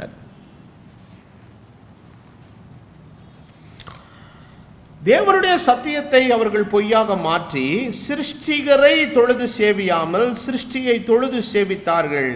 ஆனால் சிருஷ்டிகர்த்தாவாம் தெய்வம் என்கிற அவர்தான் என்றென்றைக்கும் ஸ்தோத்தரிக்கப்படத்தக்க சர்வத்துக்கும் மேலான தேவன். அவர் என்றென்றைக்கும் ஸ்தோத்தரிக்கப்பட்டவர். ஆமேன் என்று வேதம் முடிக்கிறது. மேற்கொண்டு 1 கொரிந்தியர் 2வது அதிகாரத்தின் 7வது வசனத்திலிருந்து நீங்கள் படிச்சீங்கன்னா வசனம் ரொம்ப அழகாக சொல்லுது பாருங்க. உலக தோற்றத்திற்கு முன்னே தேவன் தம்முடைய மகிமைக்காக ஏற்படுத்தினதும் மறைக்கப்பட்டதுமாய் இருக்கிற ரகசியமான தேவ ஞானத்தை பேசுகிறோம். இது மனுஷ ஞானம் அல்ல. இது என்ன ஞானம்? தேவ ஞானம். இது என்ன செய்யப்பட்டிருந்தது? மறைக்கப்பட்டிருந்தது. ஆனால் இந்த ரகசியத்தை தேவன் எப்பவே ஏற்படுத்திட்டாராம்? உலக தோற்றத்துக்கு முன்னாலேயே. மற்றது எல்லாவற்றையும் சிருஷ்டிக்கிறதுக்கு முன்னால, படைக்கிறதுக்கு முன்னாலேயே ஒரு மேலான ஒரு காரியத்தை ஆண்டவர் என்ன செய்து வைத்திருக்கிறார்? ஏற்படுத்தி வைத்திருக்கிறார். ஆனால் ஏற்படுத்தி வைக்கப்பட்ட காரியம் இந்த பூமியில வெளிப்பட்ட போது வேதவசனம் சொல்லுகிறது, அதை பிரபஞ்சத்து பிரபுக்களில் ஒருவன் என்ன செய்யவில்லை, அறியவில்லை. அறிந்திருந்தார்களே ஆனால் மகிமையின் கர்த்தரை அவர்கள் என்ன செய்ய மாட்டார்கள், சிலுவையில் அறிந்திருக்க மாட்டார்கள். எழுதியிருக்கிறபடி தேவன் தம்மில் அன்பு கூறுகிறவர்களுக்கு ஆயத்தம் பண்ணினவைகளை கண் காணவும் இல்லை, காது கேட்கவும் இல்லை, அது மனுஷருடைய இருதயங்களில் என்ன செய்யவும் இல்லை, தோன்றவும் இல்லை. இப்படி ஒரு பெரிய குரூப் ஆஃப் பீப்புள் இருக்கிறாங்க, ஒரு பெருங்கூட்ட மக்கள் இருக்கிறாங்க. அடுத்து சொல்லிட்டு பவுல் சொல்றாரு, நமக்கோன்னா யாருக்கோ, அவருடைய இரத்தத்தினால மீட்கப்பட்ட பரிசுத்தவான்களாக இருக்கிற நமக்கோ தேவன் அவைகளை தமது ஆவியினால் என்ன செய்திருக்கிறார், வெளிப்படுத்தியிருக்கிறார். அந்த ஆவியானவர் தாமே எல்லாவற்றையும் தேவனுடைய ஆழங்களை என்ன செய்திருக்கிறார், அறிந்திருக்கிறார். மனுஷனுள்ள ஆவியை அன்றி மனுஷரில் எவன் மனுஷருக்குரியவைகளை என்ன செய்வான், அறிவான். அப்படி போல தேவனுடைய ஆவியை அன்றி ஒருவனும் தேவனுக்குரியவைகளை என்ன செய்ய மாட்டாங்க, அறிய மாட்டான். அப்போ மனுஷனுக்குரியவன் மனுஷனுக்குரிய காரியங்களை அறிகிறான், தேவனுக்குரியவன் தேவனுக்குரிய காரியங்களை அறிவிக்கிறான். அப்போ தம்மை அறிந்து கொள்ளுகிற ஆற்றலை தமது பரிசுத்த ஆவியின் மூலமாய் தேவன் யாருக்கு கொடுக்கிறார்னா தமக்குரியவர்களுக்கு கொடுக்கிறார். அப்போ ஆண்டவர் இந்த பூமியில் இருந்தபோது அவரை குறித்து இந்த இந்த ரொம்ப ஸ்காலர்ஸ் அவங்கெல்லாம் இஸ்ரவேலில் யூதர்கள்லாம் ரொம்ப படிப்பாளிகள் பாருங்க, வேதத்தை கரைத்து குடித்தவர்கள், மோசேயினுடைய நியாயப்பிரமாணத்தை சட்டத்திட்டங்களை எல்லாத்தையும் ரொம்ப அறிஞ்சவங்க, அதில் புலமை பெற்றவர்கள். அவங்கெல்லாம் வந்து பேசும்போது சொல்கிறாங்க, இவர் கல்லாதவராக இருந்தும் இப்படி பேசுகிறாரே. அப்போ அவரை வந்து ஒரு சராசரி மனுஷனாக பார்த்துருக்குறான். இவங்க அப்பா யார், அம்மா யார், இவர் ஸ்கூலுக்கு போனாரா, எந்த பள்ளிக்கூடத்துக்கு போனார். அப்போது அந்த நாட்கள்லாம் சிறுவர்கள் என்ன செய்வாங்க, யூதர்களாக இருக்கக்கூடியவர்கள், யூத மாணாக்கர்கள் அவர்களை கொண்டு போய் எதில் விட்டுருவாங்க, சினகாகளை கொண்டு போய் என்ன செய்வாங்க, ஜபாலயங்களில் கொண்டு போய் விடுவாங்க. அவர்கள் எல்லாரும் வேத பாரகர்களுக்கு கீழே உட்காந்து எதை கற்றுக்கணும், மோசேயினுடைய நியாயப்பிரமாணத்தை எல்லாத்தையும் அவங்க என்ன செய்யணும், கற்றுக்கணும். ஆனால் இவரை பார்க்குறாங்க, இவர் என்றைக்குமே எந்த பக்கமே போன மாதிரியே தெரியல, சண்டே ஸ்கூல் பக்கம் போன மாதிரியே தெரியல. யார், நம்ம இயேசு கிறிஸ்து. ஸ்ட்ரெயிட்டாக பிரசங்க ஆரம்பிச்சிட்டார். எத்தனை வயசில், 12 வயசில். என்ன பண்ணுறாரு தெரியுமா, தர்க்கம் பண்ணுகிறார். அவனுக்கு தூக்கி வாரி போட்டுச்சு. என்னடா அந்த சின்ன பையன், அவன் தன்னை தர்க்கம் யாரோட பண்ணுறது, வேத பாரகரோடும் பரிசேயரோடும் வேதத்தை கற்றவர்களோடு கூட தர்க்கம் பண்ணுகிறார். ஏன் என்று சொன்னால் அவர் வார்த்தையாய் இருந்தவர் இப்போ வார்த்தையால் மாம்சமாய் வெளிப்பட்டிருக்கிறார்.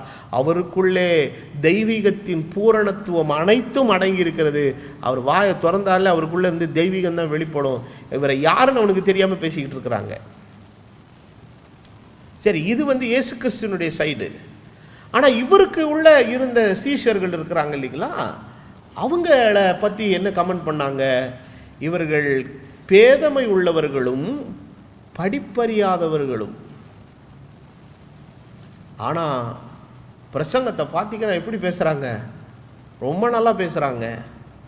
காரணம் என்னவென்றால் ஆண்டவரே சொல்கிறாரு, மாம்சமும் இரத்தமும் உனக்கு வெளிப்படுத்தவில்லை, தேவன் அவைகளை உங்களுக்கு என்ன செய்திருக்கிறார், வெளிப்படுத்தி இருக்கிறார். இப்போ அப்போ வசனம் என்ன சொல்லுதுன்னா, நாங்களோ உலகத்தின் ஆவியை பெறாமல் தேவனால் எங்களுக்கு அருளப்பட்டவைகளை அறியும்படிக்கு தேவனிடத்திலிருந்து புறப்பட்டு வருகிற ஆவியை நாங்கள் என்ன செய்திருக்கிறோம், பெற்றிருக்கிறோம். அப்போ தேவனிடத்திலிருந்து என்ன ஆவி புறப்படுது, தேவனிடத்திலிருந்து புறப்பட்டு வர்ற ஒரே ஆவி பரிசுத்த ஆவி ஒன்று தான். அப்போ வேதவசனம் சொல்லுகிறது, பரிசுத்த ஆவி உங்களிடத்தில் வரும்போது, அப்போ தேவனுடைய ஆவி நமக்குள்ளே வரும்போது அந்த ஆவியானவர் எல்லாவற்றையும் நமக்கு என்ன செய்கிறாருங்க, வெளிப்படுத்தி கொடுக்கிறார். அப்போ வேதவசனம் இன்னும் மேற்கொண்டு சொல்லுகிறது, நாங்களோ உலகத்தின் ஆவியை பெறாமல் தேவனால் எங்களுக்கு அருளப்பட்டவைகளை அடையும்படிக்கு தேவனிடத்திலிருந்து புறப்படுகிற ஆவியை பெற்றோம். அவைகளை நாங்கள் மனுஷ ஞானம் போதிக்கிற வார்த்தைகளாலே பேசாமல், நல்ல கவனிங்க, மனுஷ ஞானம் போதிக்கிற வார்த்தைகளாலே பேசாமல். ஒரு பள்ளிக்கூடத்து டீச்சர்கிட்ட கொண்டு போய் நீங்கள் பைபிளை கொடுத்துட்டு சயின்ஸ் ஹிஸ்ட்ரி நடத்துகிற மாதிரி இதையும் ஒரு பக்கம் நடத்துப்பானா அவருக்கு என்ன தெரியும்? ஒருவேளை நடத்துகிற ஆசிரியர் வந்து ஒருவேளை பரிசுத்த ஆவியை பெற்றவராய் ரட்சிக்கப்பட்டவராய் தேவனுடைய அபிஷேகத்துக்குள்ளே இருக்கிற ஒரு மனுஷனாக இருந்தாருன்னா அவர் கரெக்டாக பேசுவார். அப்போது இதெல்லாம் வந்து மனுஷ ஞானத்தில் பேசி பண்ணுற காரியங்களே கிடையாது. பாருங்க, நல்லா விளங்கிக்கோங்க. அப்போ இன்றைக்கி வந்து அநேகர் வந்து பைபிளை கூட எப்படி பார்க்குறாங்கன்னா ஒரு டெக்ஸ்ட் புக்கு மாதிரி பார்க்குறாங்க. டெக்ஸ்ட் புக்கு மாதிரி பார்த்தா வெறும் வசனத்தை வேண்டாம் படிக்கலாம், ஆனால் அது உள்ள மறைஞ்சிருக்கிற வேத அர்த்தத்தை நம்மளால் என்ன செய்ய முடியாது, விளங்கி கொள்ள முடியாது. அப்போ வேத வசனம் ரொம்ப தெளிவாய் சொல்லுகிறது, மனுஷ ஞானம் போதிக்கிற வார்த்தைகளாலே பேசாமல் பரிசுத்தாவி போதிக்கிற வார்த்தைகளாலே பேசி ஆவிக்குரியவைகளை ஆவிக்குரியவைகளோடு கூட என்ன பண்ணுறோம், சம்பந்தப்படுத்தி காண்பிக்கிறோம். we are comparing the spiritual things with spiritual. அப்போ ஆவிக்குரிய, இப்போ தேவனை பற்றி அறிகிற காரியம்லாம் இது மாம்சத்துக்கான விஷயம் இல்லை, இவை அனைத்தும் ஆவிக்குரிய காரியங்கள். these are all the spiritual things. அப்போ வேத வசனத்தில் நம்ம வாசிக்கிறோம், ஆவிக்குரிய காரியங்களை ஆவிக்குரியவைகளோடு கூட நம்ம என்ன செய்கிறோம், சம்பந்தப்படுத்தி காண்பிக்கிறோம். ஆவிக்குரிய காரியங்களை ஆவிக்குரியவைகளோடு கூட என்ன பண்ணுறோங்க, கம்பேர் பண்ணி காண்பிக்கிறோம். அப்போ இதெல்லாம் வந்து மாம்சத்துக்கு எதுவான நிலையில் ஒப்பிட்டு பார்க்கக்கூடிய விஷயங்கள் அல்ல, இவைகள் அனைத்தும் ஆவிக்குரிய காரியங்களாக இருக்கிறது. இப்போ என்ன அடுத்த வசனம் என்ன சொல்கிறாருன்னா 1 கொரிந்தியர் 2:14 ஜென்ம சுபாவம் உள்ள மனுஷன், அதுக்கு ஆங்கிலத்திலே நேச்சுரல் மேன். ஜென்மம்னா என்ன, பிறப்பு. ஒரு மனுஷன் தாயின் கர்ப்பத்தில் பிறக்கிறான், பிறந்த நிலையில் இருக்கிற ஒரு நேச்சுரல் மேன். 6 வயசு ஆச்சுன்னா he can go to LKG, UKG, first standard, second standard போகலாம். ஆனால் அந்த நேச்சுரல் மேனால் ஆவிக்குரிய காரியங்களை என்ன செய்ய முடியாது, ஏற்றுக்கொள்ள முடியாது. அப்போது நேச்சுரலாக இருக்கிறவன் சூப்பர் நேச்சுரலான திங்ஸை ஏற்றுக்கொள்ளணும்னா அந்த சூப்பர் நேச்சுரல் ஸ்பிரிட் அவனுக்குள்ளே வரணும். இயற்கைக்கு அப்பாற்பட்ட தெய்வத்தினுடைய வல்லமையை அவன் புரிந்து கொள்ள வேண்டுமானால் இயற்கையின் நிலையில் இருக்கக்கூடிய ஒரு சாதாரண மனிதனுக்குள் தேவன் தமது ஆவியை அனுப்பும்போது அவன் எல்லாவற்றை என்ன செய்து கொள்ளுகிறான், அறிந்து கொள்ளுகிறான். அப்போ ஜென்ம சுபாவம் உள்ள மனுஷன் தேவனுடைய ஆவிக்குரியவைகளை ஏற்றுக்கொள்ளான். அவைகள் எல்லாம் அவனுக்கு என்ன தோன்றும், பைத்தியமாக தோன்றும். இது என்னங்க ஒன்றுமே புரிய மாட்டேங்குது அப்படிம்பாங்க. அவைகள் ஆவிக்கேற்ற பிரகாரமாக ஆராய்ந்து நிதானிக்கப்படுவதனாலே அறியவும் மாட்டான். ஆவிக்குரியவன் எல்லாவற்றையும் ஆராய்ந்து நிதானிக்கிறான் சொல்றாரு. ஆவிக்குரிய மனுஷன் எல்லாவற்றையும் என்ன செய்யறாங்க, ஆமாம், நிதானித்து அறிந்துகிறார். The spiritual judgeth all things, yet he himself is judged of no man. அவன் எல்லாரையும் ஆராய்ந்திருக்கிறான், அவன் மற்ற எல்லாராலும் என்ன செய்யவும் படுகிறானா, ஆராய்ந்து நிதானிக்கப்படுகிறான். ஆதலால் அவன் மற்றொருவராலும் ஆராய்ந்து நிதானிக்கப்படான். கர்த்தருக்கு போதிக்கத்தக்கதாக அவருடைய சிந்தையை என்ன செய்தவன் யார், அறிந்தவன் யார். எங்களுக்கோ கிறிஸ்துவனுடைய சிந்தை என்ன செய்திருக்கிறது, உண்டாயிருக்கிறது. The mind of Christ. கிறிஸ்துவனுடைய சிந்தை எப்போ வரும்னா, கிறிஸ்துவுக்குள் காணப்பட்ட அதே அபிஷேகம், கிறிஸ்துவை மரித்தோரிலிருந்து எழுப்பின அதே ஆவியானவர் நமக்குள்ளே வந்து என்ன செய்யும்படி வாசம் பண்ணும்போது நாம் எல்லாவற்றை அறிந்து கொள்ள முடியும். இப்போ தேவன் என்பவர் கற்பனையானவர் அல்ல. is not a thing after imagination. அவர் நிஜமானவர். அதனால தான் ஆண்டவர் வந்து தம்முடைய சீஷர்களிடத்தில் கேட்டார், ஜனங்கள் என்னை யார் என்று சொல்லுகிறார்கள். அப்போ தான் ஆண்டவர் சொல்கிறாரு, நீ மக்கள் எப்படி என்னவன்னு நான் நினச்சிட்டு போட்டுப்பா, நீங்கள் எனக்கு என்ன குறித்து நினைக்கிறீங்க. அப்போ பேதுரு சொன்ன வார்த்தைக்கு ஆண்டவர் கொடுத்த பதில், இதை மாம்சமும் இரத்தமும் உனக்கு என்ன செய்யலை, வெளிப்படுத்தலை, பரலோகத்தில் இருக்கிற பிதாவே இதை உங்களுக்கு என்ன செய்தார், வெளிப்படுத்தினார். சரி, அப்போ இன்றைக்கு தேவன் என்கிறவர் ஒருவர், வேதம் தெளிவாய் சொல்லுகிறது. அப்போ அந்த ஒரே தேவன் இன்னைக்கு எப்படி வித்தியாசமாக ஒவ்வொருத்தரால் பார்க்கப்படுகிறார். அப்போ தேவன் என்கிறவர் காலாகாலங்களாய் தமது வல்லமைகளை விளங்க பண்ணுகிறார், தம்முடைய மகத்துவத்தை விளங்க பண்ணுகிறார். இயற்கையின் மூலமாய் விளங்குகிறது, அவருடைய செயல்பாடுகளின் மூலமாய் விளங்குகிறது.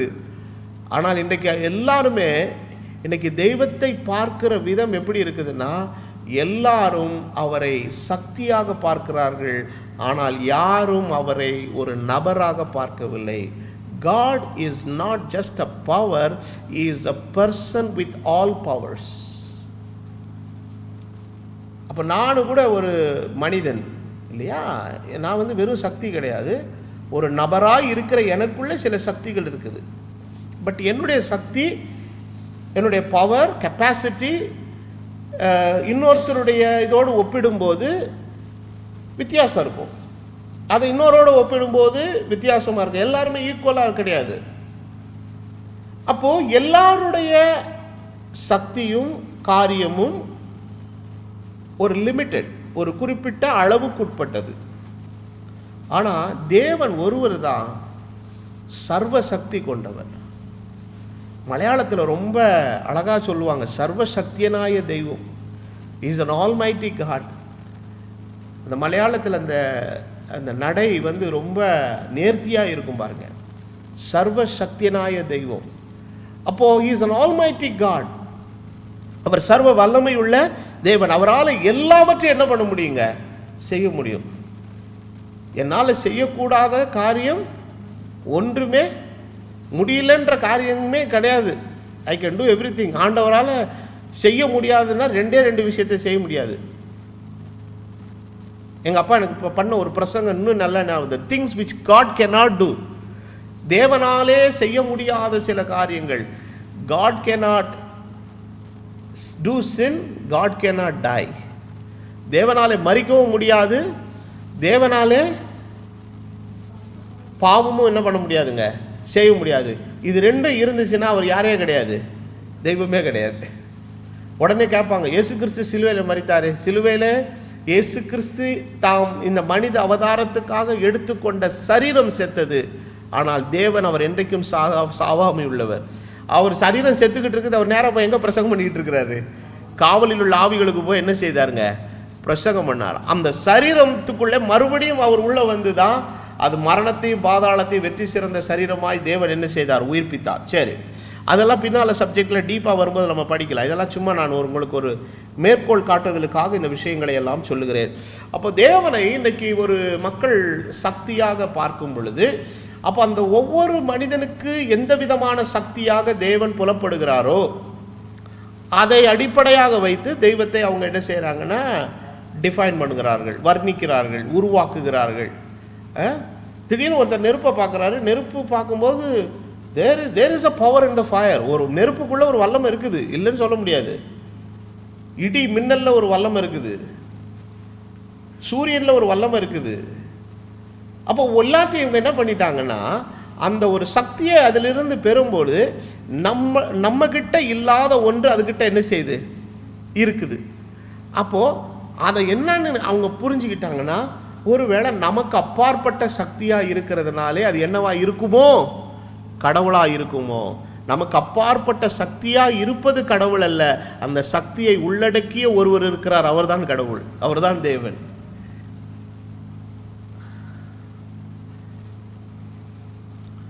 அப்போது இன்றைக்கி எல்லாரும் தேவனை ஒரு பவராக, ஒரு சக்தியாக பார்க்குறாங்க. இன்றைக்கி பொதுவாகவே இயல்பாகவே நம்மளுடைய வழக்க சொல் தமிழகத்தில் நம்முடைய தமிழ் பேச்சினுடைய வழக்க நடை அதில் நான் சொல்கிறேன், எந்த ஒரு மனுஷருமே சரி ஏதாவது ஒரு சூழ்நிலை வரும்போது என்ன சொல்கிறாங்க, என்னதான் இருந்தாலுங்க நமக்கு மேலே ஒரு சக்தி இருக்குதுங்க,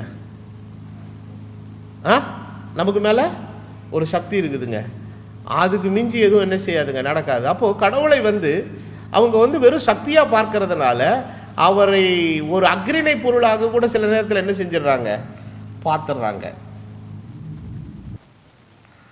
அப்போ ஒருவரை இன்றைக்கு நாம் கற்பனையினால் உருவாக்கக்கூடாது. அப்போ இன்றைக்கி என்னை பற்றி நீங்கள் அறிந்து கொள்ளணும்னா நீங்கள் என்கிட்ட வந்து என்னோட பழகி என்னோட ஐக்கியப்பட்டு என்னோட அந்த ஃப்ரெண்ட்ஷிப்பை நீங்கள் புதுப்பிச்சுக்கிட்டு நீங்கள் என்னோட கூடயே இருந்தீங்கன்னா, சாப்பிட்டு போக வர என்னோட கூட பல வருஷங்கள் இருந்தீங்கன்னு வைங்களேன், என்னை குறித்த ஒரு அண்டர்ஸ்டாண்டிங்கை நீங்கள் என்ன செய்ய முடியும், பெற முடியும்.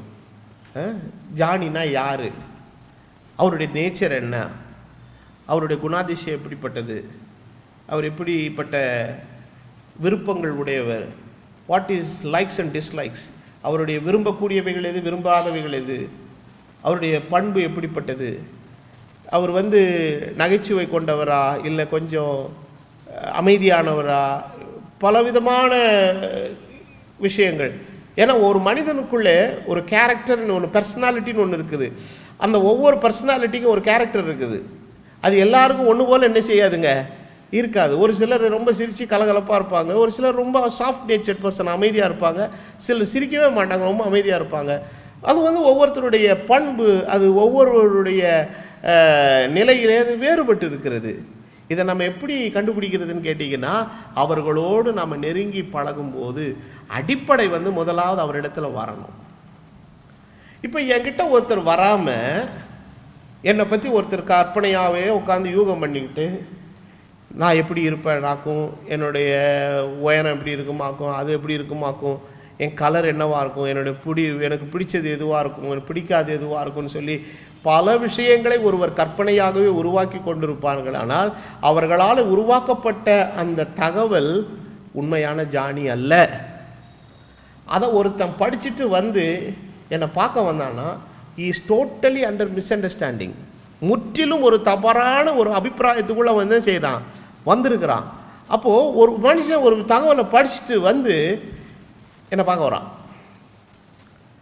இந்த தகவல் படி இருக்கிறார், ஆனால் என்கிட்ட இருக்கிறான், இருந்து பேச பழக ஆரம்பிக்க என்ன பார்க்குதுன்னா, அவன் படித்த காரியத்திற்கும் என்னோடு பழகினதின் மூலமாய் பார்த்த காரியத்திற்கும் ஒத்தே போகலை. ரெண்டும் ஒன்றுக்கு ஒன்று எப்படிப்பட்டு இருக்கிறது, முரண்பாடாக இருக்கிறது. கடைசியில் அவரை பற்றி கற்பனையாக எழுதினவரிடத்தில் போய் கேட்குறான், ஐயா நீ இவரை பற்றி இப்படிலாம் எழுதியிருக்கிறீங்களே, நாங்கள் அவரோட போய் பார்த்து பேசி பழகி பார்த்தா நீ எழுதியிருக்கிறதுக்கும் அவர் சொல்கிறதுக்கும் என்னவே இருக்க மாட்டேங்குது, சம்பந்தமே இல்லாமல் இருக்குதே, இது எப்படி அப்படின்னு கேட்கும்போது அவன் சொல்கிறான், நீ போய் அவரை முதல்ல பார்த்துருக்கியா? அப்போ தான் அவன் சொல்கிறான், நான் அவரை பார்த்ததே இல்லை. என்னுடைய ஊழியத்தின் பாதையில் நிறைய அப்படி தான் பண்ணுவாங்க இந்த ஊழியக்காரங்க. இங்கே வந்திருக்கவே மாட்டாங்க, பார்த்துருக்கவே மாட்டாங்க, என்கிட்ட பேசியிருக்கவே மாட்டாங்க, என் பிரசங்கத்தை கூட கேட்டிருக்க மாட்டாங்க. ஆனால் இல்லாத போலாது என்ன செய்ய வேண்டியது, கற்பனையாக பண்ண வேண்டியது. இந்த ப்ராப்ளம் சில சமயத்தில் விசுவாசிகள் கிட்ட கூட இருக்கும். அவங்களா உட்காந்து ஏதாவது ஒன்று உட்காந்துக்கிட்டு என்ன பண்ணிக்கிட்டு இருப்பாங்க, உட்காந்து கற்பனை பண்ணிக்கிட்டு உட்காந்து அவங்கள they will create their own stories. ஆனால் தேவன் அப்படி இல்லை. அப்போது அவரை நெருங்கும்போது, ஸோ அந்த டிஸ்டன்ஸு கிட்ட போக போக அவரை குறித்த ஒரு புரிதல் சரியாக நமக்கு என்ன செய்யுதுங்க, வருது. அப்போ ஒரு ஆப்ஜெக்ட் இருக்குது, அந்த ஆப்ஜெக்டை நீங்கள் ஒரு பெரிய ஆப்ஜெக்ட்னு வச்சுக்கோமே, ஒரு 100 அடி உயரம் இருக்குது, இல்லை 10 அடி அகலம் இருக்குது, அப்படி ஒரு ஆப்ஜெக்ட் இருக்குது. அந்த ஆப்ஜெக்டை நீங்கள் ஒரு 200 மீட்டர் டிஸ்டன்ஸில் பார்க்குறீங்க, தெரியும், என்னங்க தெரியுது, ஏதோ ஒன்று இப்படி தெரியுதுங்க அப்படின்மா. அந்த ஆப்ஜெக்டை 200 மீட்டர் டிஸ்டன்ஸில் பார்த்தவன் இப்போ ஒரு 25 மீட்டர் தள்ளி வரான். இப்போ 25 மீட்டர் தள்ளி ஒருத்தன் 200 மீட்டர்ஸில் பார்க்குறான், 200 மீட்டரில் பார்க்குறான், ஒருத்தன் 175 மீட்டரில் பார்க்குறான். இப்போ இந்த ஆப்ஜெக்டை குறித்த நாலேஜ் யாருக்கு ஜாஸ்தி இருக்கும், 175, because the person who is standing in the distance of 175 meters, he is closer than the man who is standing at the 200 meters. 200 metre தூரத்தில் இருக்கிறவனை விட 175 மீட்டர் தூரத்தில் இருக்கிற நெருக்கமாக இருக்கிறான். அதை விட இன்னொருத்தன் 150 மீட்டரில் இருக்கிறான், இன்னொருத்தன் 100 மீட்டரில் இருக்கிறான், இன்னொருத்தன் 50 மீட்டரில் இருக்கிறான். ஒருத்தன் அந்த ஆப்ஜெக்ட் எங்கே இருக்குது அது பக்கத்தில் இருக்கிறான். யாருக்கு நாலேஜ் ஜாஸ்தி இருக்கும்,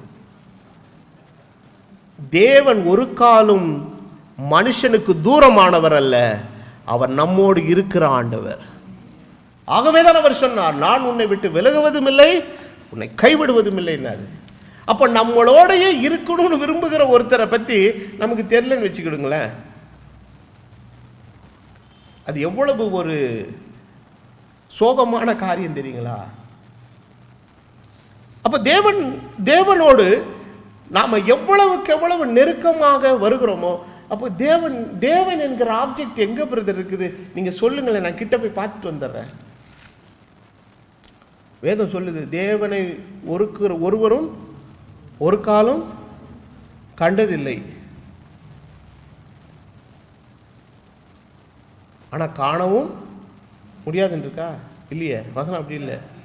அப்போ நல்லா கவனிங்க, தேவனை பார்க்கறதுங்கிறது அவ்வளோ ஒரு கஷ்டமான ஒரு காரியம். மோசே தான் ரொம்ப க்ளோஸ்அப்பில் பார்த்தாள். அப்போ கூட அந்த மனுஷனுக்கு ஆசை அடங்கலை. கேட்குறாரு, உங்களுடைய முகத்தை எனக்கு என்ன செய்திடலோ, காண்பித்திரலோ. அப்போது அந்த விஷயத்துக்கு ஒரு மனுஷன் எவ்வளவுக்கு எவ்வளோ க்ளோஸாக போகிறானோ அந்த ஆப்ஜெக்ட்டுக்கு, அவனுக்கு தான் அதை குறித்த ஒரு நாலேஜ் எவ்வளோ இருக்கும், ஜாஸ்தி இருக்கும். இப்போது அந்த ஆப்ஜெக்ட் எங்கே இருக்குது? எங்கே பிரதர் இருக்குது? எங்கேயாவது காட்டுங்க, கிட்ட போய் பார்த்துட்டு வந்துடுறேன். சிலர் சொல்லுவாங்கள்ல, நான் கிட்ட போய் பார்க்கணுங்க அப்படின்பா. என்னது?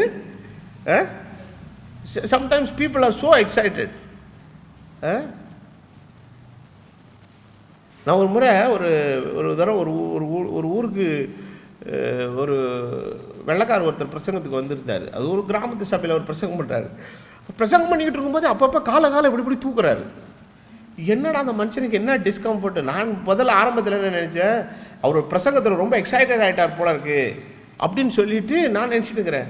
கடைசியில் பார்த்தா அந்த முன்னாடி உட்காந்துருக்கிற பசங்க அவருடைய வெள்ளை விளையாண்டு இருக்கா, நீங்கள் தொட்டு பார்க்குறாங்க. அவங்களுக்கு அது சும்மா இருக்க முடியல. இவருக்கு அவரை சொல்ல முடியாமல் என்ன பண்ணுறாரு, இப்படி பண்ணிக்கிட்டே இருக்கிறாரு. அப்புறம் தான் அதை கண்டுபிடிச்சார். பக்கத்தில் இருக்கிற ஒரு பிரதர், இவங்க இந்த பயலுக்கு என்ன பண்ணுறாங்க, வெள்ளை காலை அவர் நம்ம இந்திய கல்ச்சர்னு சொல்லிட்டு ஷூ எல்லாம் வெளியில் கழட்டி போட்டு வந்திருக்கிறாரு. அது பார்க்க என்னமோ அந்த காலை மைதா மாவில் செஞ்ச மாதிரி இருக்குது. இந்த பயலுக்கு இந்த குட்டி பசங்க என்ன பண்ணுறாங்க, நோட்டி பார்க்குறானுங்க. அவர் பிரசங்கம் பண்ண அவருக்கு ரொம்ப டிஸ்கம்ஃபர்ட் ஆகி அவர் வாட்டுக்கு இப்படி துடிச்சிக்கிட்டே உட்காந்துருக்கிறாரு. அப்போது சிலருக்கு என்னன்னா, கிட்ட போய் பார்க்கணும். என்ன பண்ணி பார்க்கணும்? தொட்டு பார்க்கணும். கொரோனா வந்தவனும் தொட்டும் பார்க்க முடியாது, கிட்ட போய் பார்க்க முடியாது, தூரத்திலேயே பார்த்துக்கிற வேண்டியதா. அப்போது இன்னைக்கு பாருங்க, தேவன் எப்படிப்பட்டவராக இருக்கிறார். அவரை தொடவும் முடியும், தொடக்கூடிய அளவுக்கு தன்னை வெளிப்படுத்தி இருக்கிறார். அதுதான் மேன்மை. இதை குறித்து அப்போஸ்தலன் தன்னுடைய நிருபத்திலே எழுதும்போது சொல்கிறார். அந்த வசனத்தை நான் உங்களுக்கு மேற்கோள் காட்ட விரும்புகிறேன். யோவான் எழுதின நிருபத்தில் 1 யோவான் 1 அதிகாரத்தில் அவர் சொல்கிறாரு, ஆதி முதல் இருந்ததும் நாங்கள் கேட்டதும் எங்கள் கண்களாலே கண்டதும் நாங்கள் நோக்கி பார்த்ததும் எங்கள் கைகளாலே தொட்டதுமாய் இருக்கிற ஜீவ வார்த்தை. தொட்டு பார்த்தோம். அப்போ எங்களுடைய 5 சென்சஸும் அந்த ஆவிக்குரிய நிலையில் இருக்கிற தேவன் தன்னை மாம்சத்தில் வெளிப்படுத்தின போது இந்த 5 புலன்களாலேயும் நாங்கள் அவர் என்ன செஞ்சோம், கண்ணாலையும் பார்த்தோம், காதாலையும் கேட்டோம், ஏன் அவரை முகர்ந்து கூட பார்த்தோம், அவரை தொட்டும் பார்த்தாச்சு. இது தேவன் நமக்கு வைத்த அவருடைய மகா பெரிய கிருபை. சரி, அவர் மாம்சத்தில் வந்தார், 33 ஆண்டு காலம் போயிட்டார். அப்போ இன்றைக்கி எதுக்குள்ள தேவன் என்கிற சாயல் மறைந்திருக்கிறது?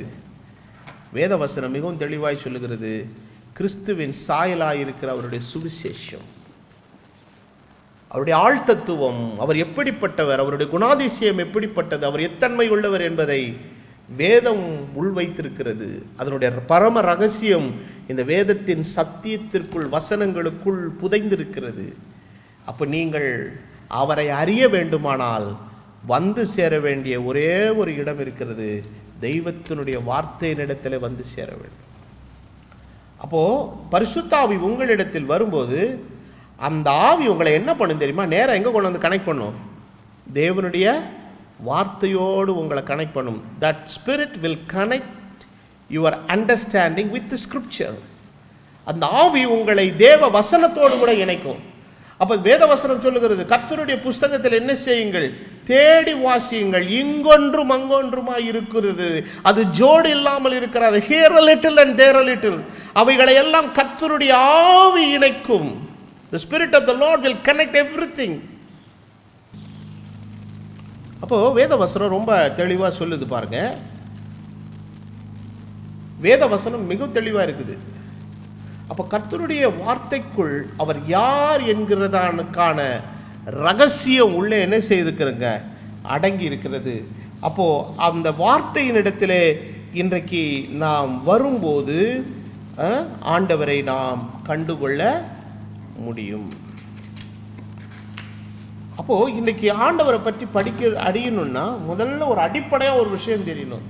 எந்த ஒரு விஷயத்தை நீங்கள் படிக்கணுன்னாலும் ஒரு விஷயத்தை குறித்த அடிப்படை உங்களுக்கு தெரியலன்னா அந்த விஷயத்தை நீங்கள் படிக்கிறது உங்களுக்கு ஒன்றுமே என்ன செய்யாதுங்க? விளங்காது. ஆமாம். இப்போ இன்ஜினியரிங் ஒருத்தர் படிக்க போகிறாரு.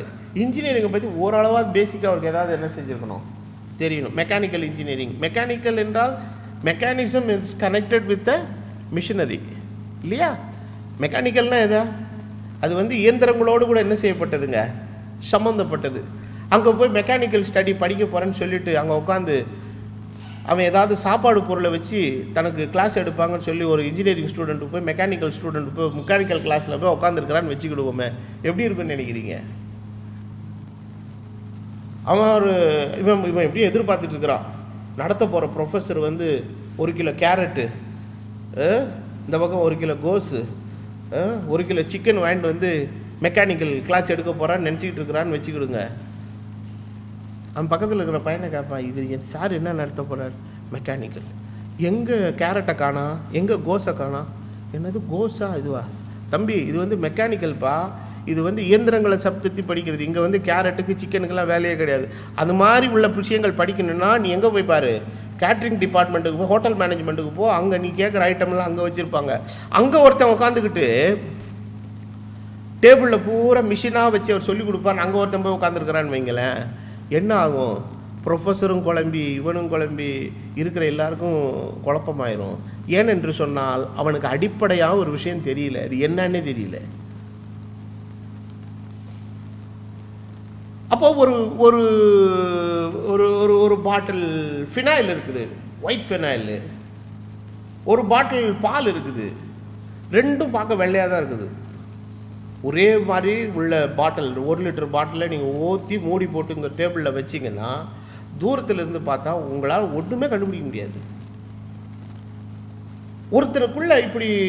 அப்போது இதில் நான் என்ன பண்ணுறேன், நேராக பாலை எடுத்து ஒரு அரை கிளாஸ் ஊற்றி குடிக்கிறேன். அங்கேருந்து ஒருத்தன் குடிக்கிட்டு ஓடி இந்த பாட்டிலை திறந்து அவன் ஒரு 1/2 கிளாஸை ஊற்றி குடிக்கிறான்னு வச்சுக்கோங்க, என்ன ஆகும்? நான் நிற்பேன், அவன் ஃப்ளாட் ஆயிடுவான் கொஞ்ச நேரத்தில். ஏன்னா அவனுக்கு என்ன அவன் என்ன புரிஞ்சுக்கிட்டான்னா, வெள்ளை கலராக பாட்டில் இருக்கிறது எல்லாம் என்ன செய்யலாம் போல இருக்குது, குடிக்கலாம் போல இருக்குது அப்படின்னு நினச்சிட்டான்.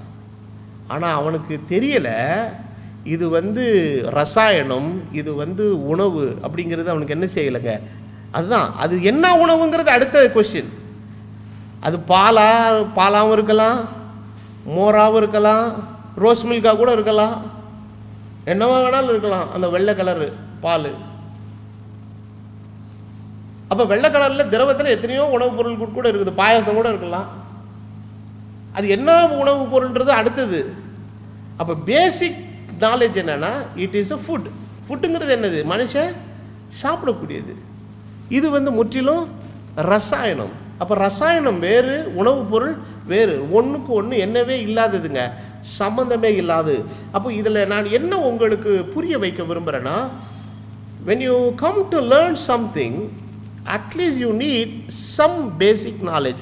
ஒரு விஷயத்தை குறித்த ஒரு அடிப்படையான ஒரு புரிதல், ஒரு அண்டர்ஸ்டாண்டிங், ஒரு பேசிக் இதாவது என்ன செய்யணுங்க இருக்கணும். இன்றைக்கி அதனால தான் பாருங்கள், நீங்கள் இந்த குழந்தைங்க எந்த ஒரு கல்வி மேற்படிப்பை தெரிந்து கொள்ளலைன்னாலும் என்ன பண்ணுறாங்கன்னா, அவங்க கல்வி ஸ்கூல் கல்வியில் படிக்கும்போது எல்லாமே கலந்து படிப்பாங்க.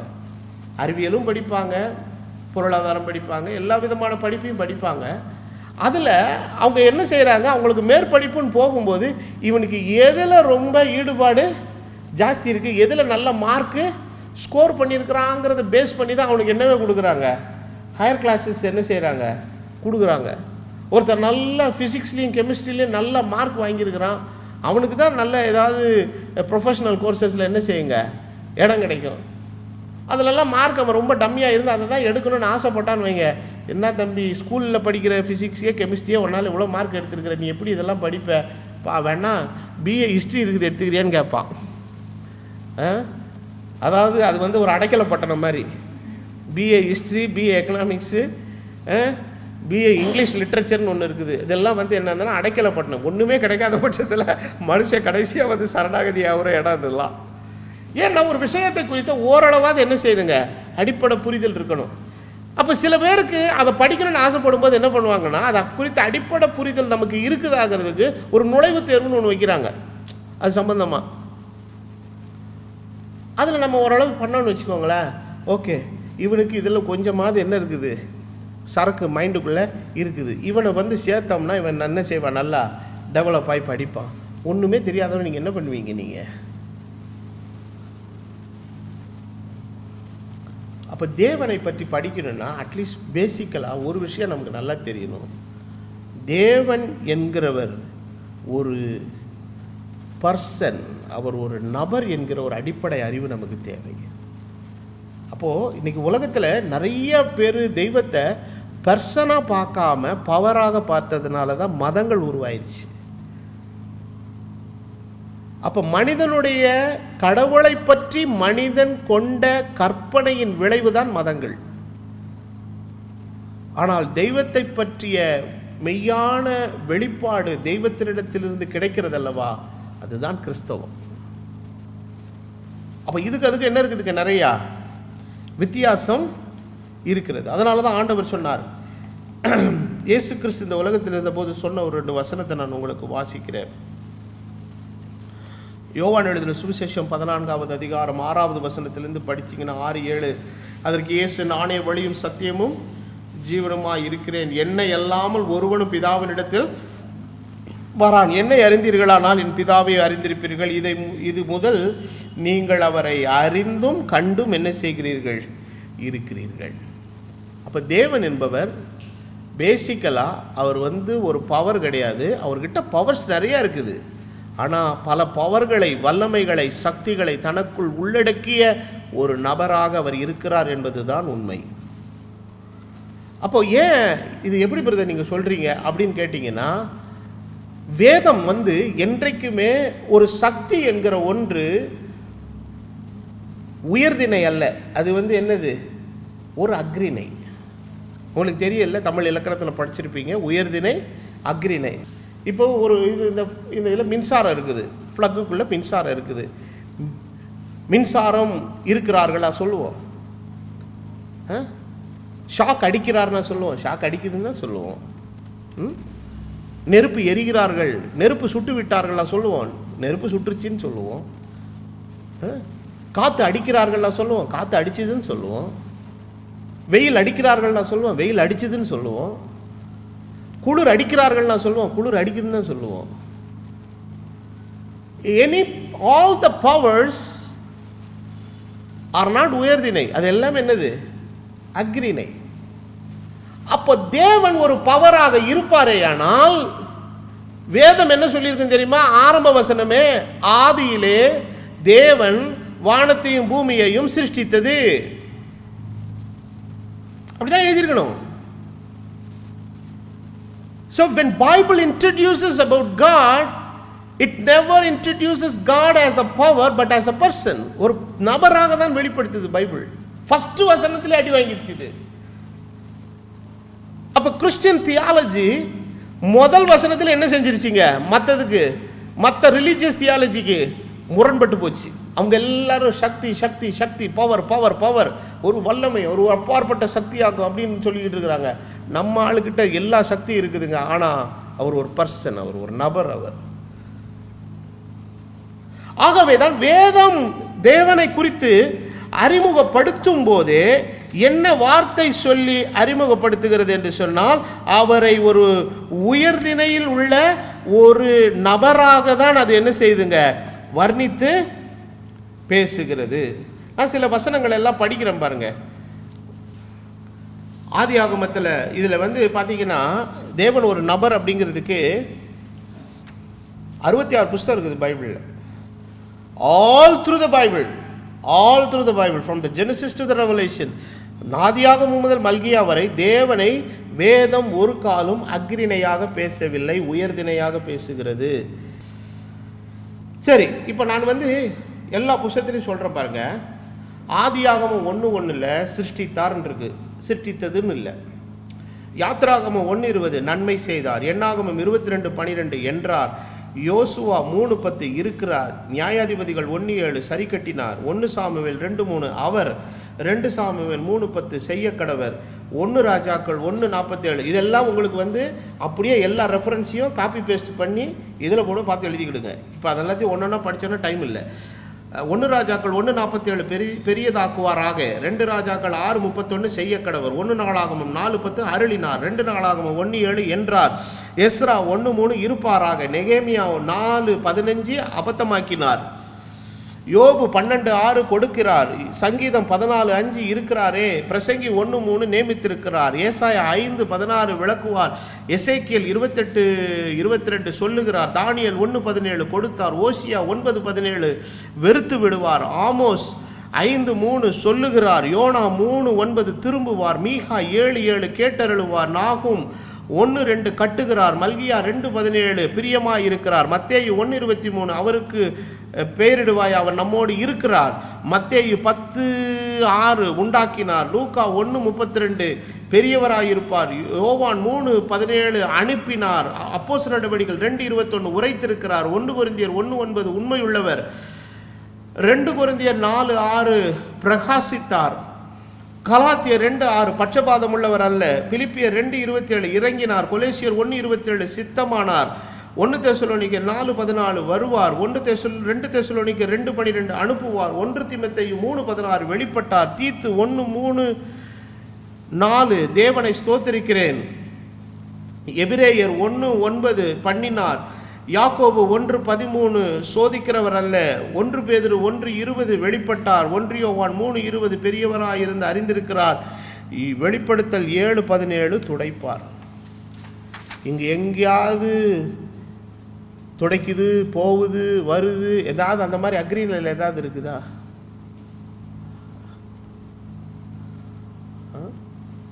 ஆனால் நம்ம உயர்திணை அப்படின்னு சொல்லும்போது அந்த உயர்திணை என்கிற நிலை இன்னும் சரியாக சொல்லணும்னா மனுஷனுக்கு மாத்திரம்தான் அது அப்ளிகபிள். அது அப்படி பார்த்தா அக்ரிணை நிலையில் இதை கூட இப்போ சொல்கிறாங்கல்ல, மிருகத்தை கூட சொல்கிறாங்க இல்லையா?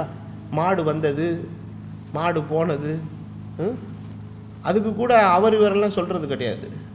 அப்போ பைபிள் ஆண்டவரை எங்கே ரெஃபர் பண்ணியிருந்தாலும் ஒரு பர்சனாக இருக்கிறதுனால தான் அவர் இவர் என்கிற பதம் என்ன செய்யப்பட்டிருக்கிறது, பயன்படுத்தப்பட்டிருக்கிறது.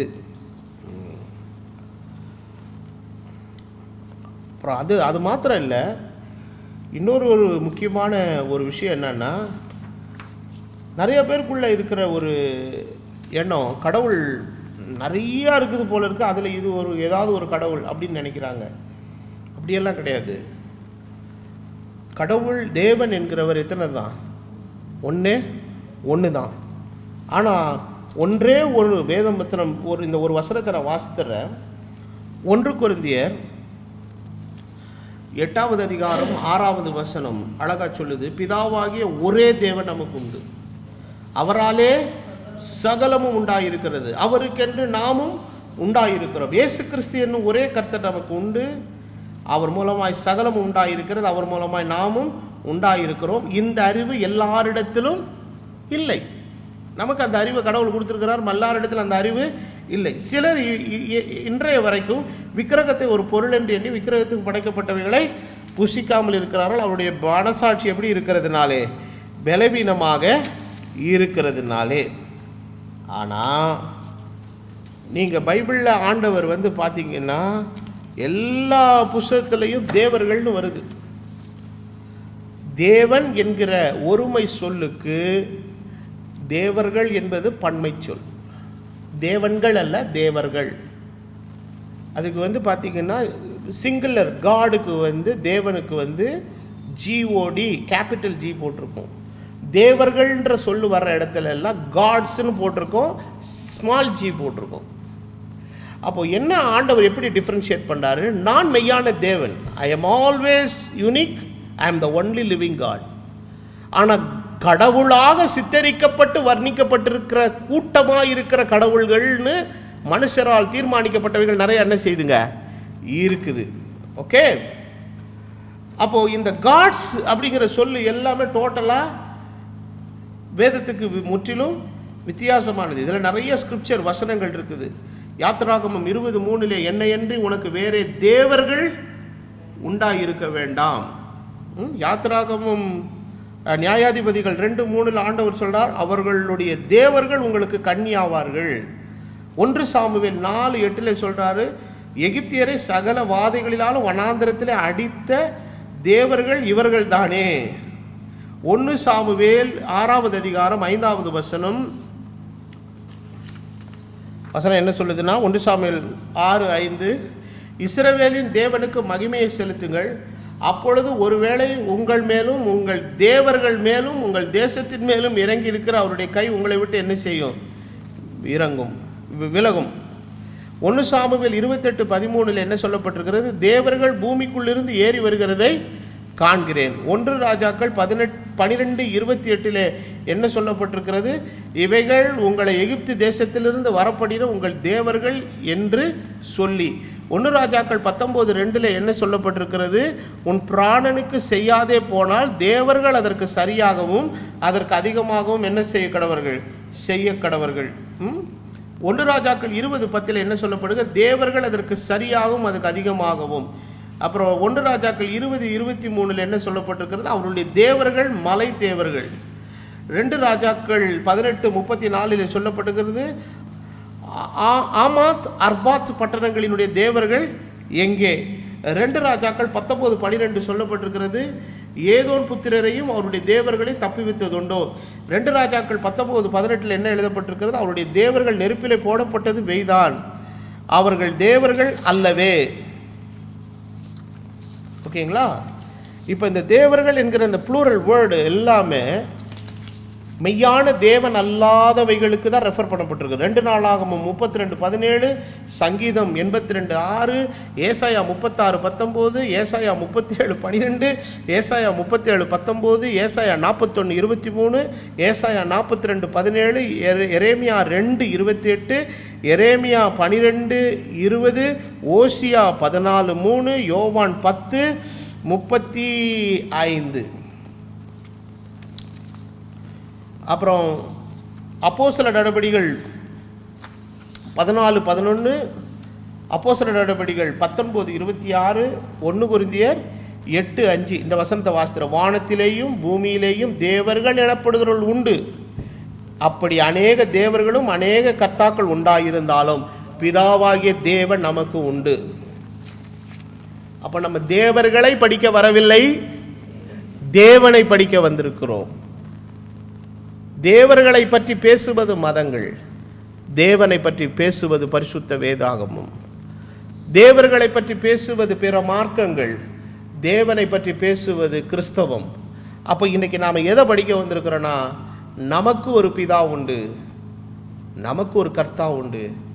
அந்த மெய்யான தேவன், அந்த மெய்யான கர்த்தர் யார் என்பதை அறிந்து கொள்வது தான் நமக்கு கொடுக்கப்பட்டிருக்கிற ஒரு பெரிய சவாலான ஒரு விஷயம். ஆகவே இந்த நாளிலே நீங்கள் இந்த வேத பாடத்தில் கேட்ட வார்த்தைகளின்படி என்னன்னு பார்த்தீங்கன்னா, நமக்கு எல்லாமே தெளிவாக இருக்குது. வசனத்தில் கர்த்தர் எல்லாவற்றையும் எப்படி வச்சிருக்கிறாருங்க? மிகவும் தெளிவாக தேவன் வைத்திருக்கிறார். ஆகவே வேதத்தில் நம்ம ஆராய்ந்து கண்டுபிடிக்கணும். அப்போ வேத வசனத்தை இன்றைக்கி என்ன செய்து பாருங்கள், ஆராய்ந்து பாருங்கள். அப்படி வேதத்தில் உள்ள அதிசயங்களை காணும்படி என்னுடைய கண்களை என்ன செய்திடலும், திறந்திரலும். அப்போது ஏன் நான் பைபிளை எடுக்கிறதில்ல? அப்போ இன்றைக்கி கடவுளை பற்றி படிக்கணுன்னா பல புஸ்தகங்களை பக்கத்தில் வச்சுருக்கிறாங்க. அதோட ஒன் ஆஃப் த டெக்ஸ்ட் புக்காக பைபிளை வச்சுக்கிறாங்க. இப்போ நான் என்ன கேட்குறேன்னா, அந்த புஸ்தகத்தை படித்து பைபிளை நம்பவா, பைபிளை படித்ததை வச்சு மற்றதை நம்பவா?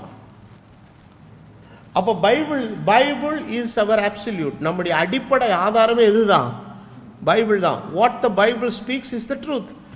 We don't bother what the tradition says, what the history says, what others says. இப்போ கிறிஸ்தவத்திலே பார்த்தீங்கன்னா ஒன்றான மெய்யான தேவன் என்பதை வேதம் எவ்வளோ வலியுறுத்தியும் கூட, வேதத்தில் இல்லாத ஒன்றுக்கு மேற்பட்ட கடவுள்களை இவர்களே உருவாக்கி அதை சித்தரித்து அதற்கெல்லாம் தனித்தனி நபர்களாக உருவாக்கி ஆண்டவரை 3 தனி நபர்களாகவும் அவர் ஒவ்வொரு தனிநபருக்கும் ஒவ்வொரு கேரக்டர் இருப்பதாகலாம் இப்படி எல்லாம் பலவிதமான காரியங்கள் பேசுகிறாங்க. பைபிளில் அதெல்லாம் கிடையவே கிடையாது. அவர் எடுத்த ஒவ்வொரு ஸ்தானங்களுக்கும் ஒரு நிலை இருக்கிறது. ஆனால் நமக்கு ஒரே ஒரு பிதா உண்டு, நமக்கு ஒரே ஒரு கர்த்தா உண்டு. அப்போ இன்றைக்கி நம்ம எதை வச்சு கண்டுபிடிக்கிறதோ, எதை அடிப்படையாக வைத்து தெய்வத்தை நம்புவது, எது நமக்கு ஒரு சாலிடு ப்ரூஃபுங்க? நமக்கு ஒரே ஒரு சாலிட் ப்ரூஃப் இருக்குது, பரிசுத்த வேதாகம் ஒன்று தான். ஆகவே தகவல்களின் அடிப்படையில் நம்பப்படுகிறவர் தேவன் அல்ல, வேதத்தின் ஆதாரத்தில் நம்பப்படுகிறவர் தான் மெய்யான தேவன். அந்த மெய்யான தெய்வத்தை அறிவதற்கு நம்ம சேர வேண்டிய இடம் பரிசுத்த வேதாகமும். காரணம், இந்த வேத வாக்கியங்கள் எல்லாம் அந்த மெய்யான தெய்வத்தினால் அருளப்பட்டிருக்கிறது. அவரே தன்னை பற்றி சொன்னது தான் பரிசுத்த வேதாகமும். யாரோ ஒருவர் அவரை பற்றி எழுதின கற்பனையான வார்த்தைகள் அல்ல வேதம். அவரே தமது பரிசுத்தாவின் மூலமாய் தமது பரிசுத்தவான்களுக்குள்ளாக இருந்து தம்மை குறித்தும், தாம் செய்ய போகிறவைகளை குறித்தும், தாம் செய்தவற்றை குறித்தும், தாம் செய்து கொண்டிருக்கிறவைகளை குறித்தும் எழுதி கொடுத்த வேத வாக்கியம்தான் ஒரு மனிதனுடைய அடிப்படை ஆதாரம். வேதத்தினிடத்தில் மாத்திரமே தேவன் யார் என்பதை தெளிவாய் அறிந்து புரிந்து கொள்ள முடியும். தொடர்ந்து இந்த வேத பாடத்தை நாம் கற்றுக்கொள்ள ஆர்வத்தோடு கூட வருவோம். அடுத்த சனிக்கிழமை இதே வேத பாடத்தினுடைய 2ஆம் பாகத்திலே மேற்கொண்ட காரியங்களை நான் உங்களோடு கூட பகிர்ந்து கொள்கிறேன். கர்த்தர் தாமே உங்கள் மனக்கண்களை திறப்பாராக. கர்த்தர் இந்த வேத வார்த்தையின் மூலமாய் அவருடைய சத்தியத்தை அறிகிற அறிவை பெற்றுக்கொள்ள பரிசுத்த ஆவியானவர் கிருபை நல்கட்டும் என்று சொல்லி இந்த மாலை வேத பாடத்தை இதோடு கூட நிறைவு செய்கிறேன். கர்த்தர் உங்கள் ஒவ்வொருவரையும் ஆசீர்வதிப்பாராக. ஆமேன். தலை வணங்குவோம். பரிசுத்தமுள்ள பிதாவே, கர்த்தராகிய இயேசு கிறிஸ்துவின் நாமத்தினாலே வருகிறோம். இந்த மாலை வேளையில் உம்முடைய சமூகத்தில் கூடினோம். உம்முடைய வார்த்தையை நீர் எங்களுக்கு அருளி செய்ததற்காய் ஸ்தோத்திரம். தொடர்ந்து உம்முடைய பிரசன்னம் எங்களோடு கூட இருக்கட்டும். தேவன் தாமே எங்களோடு கூட இருந்து எங்களை ஆசீர்வதித்து காத்திரலும். கணமும் துதியும் மகிமையும் உமக்கே ஏறெடுக்கிறேன். இயேசு கிறிஸ்துவின் பரிசுத்தமுள்ள நாமத்தில் வேண்டுதல் செய்கிறேன்.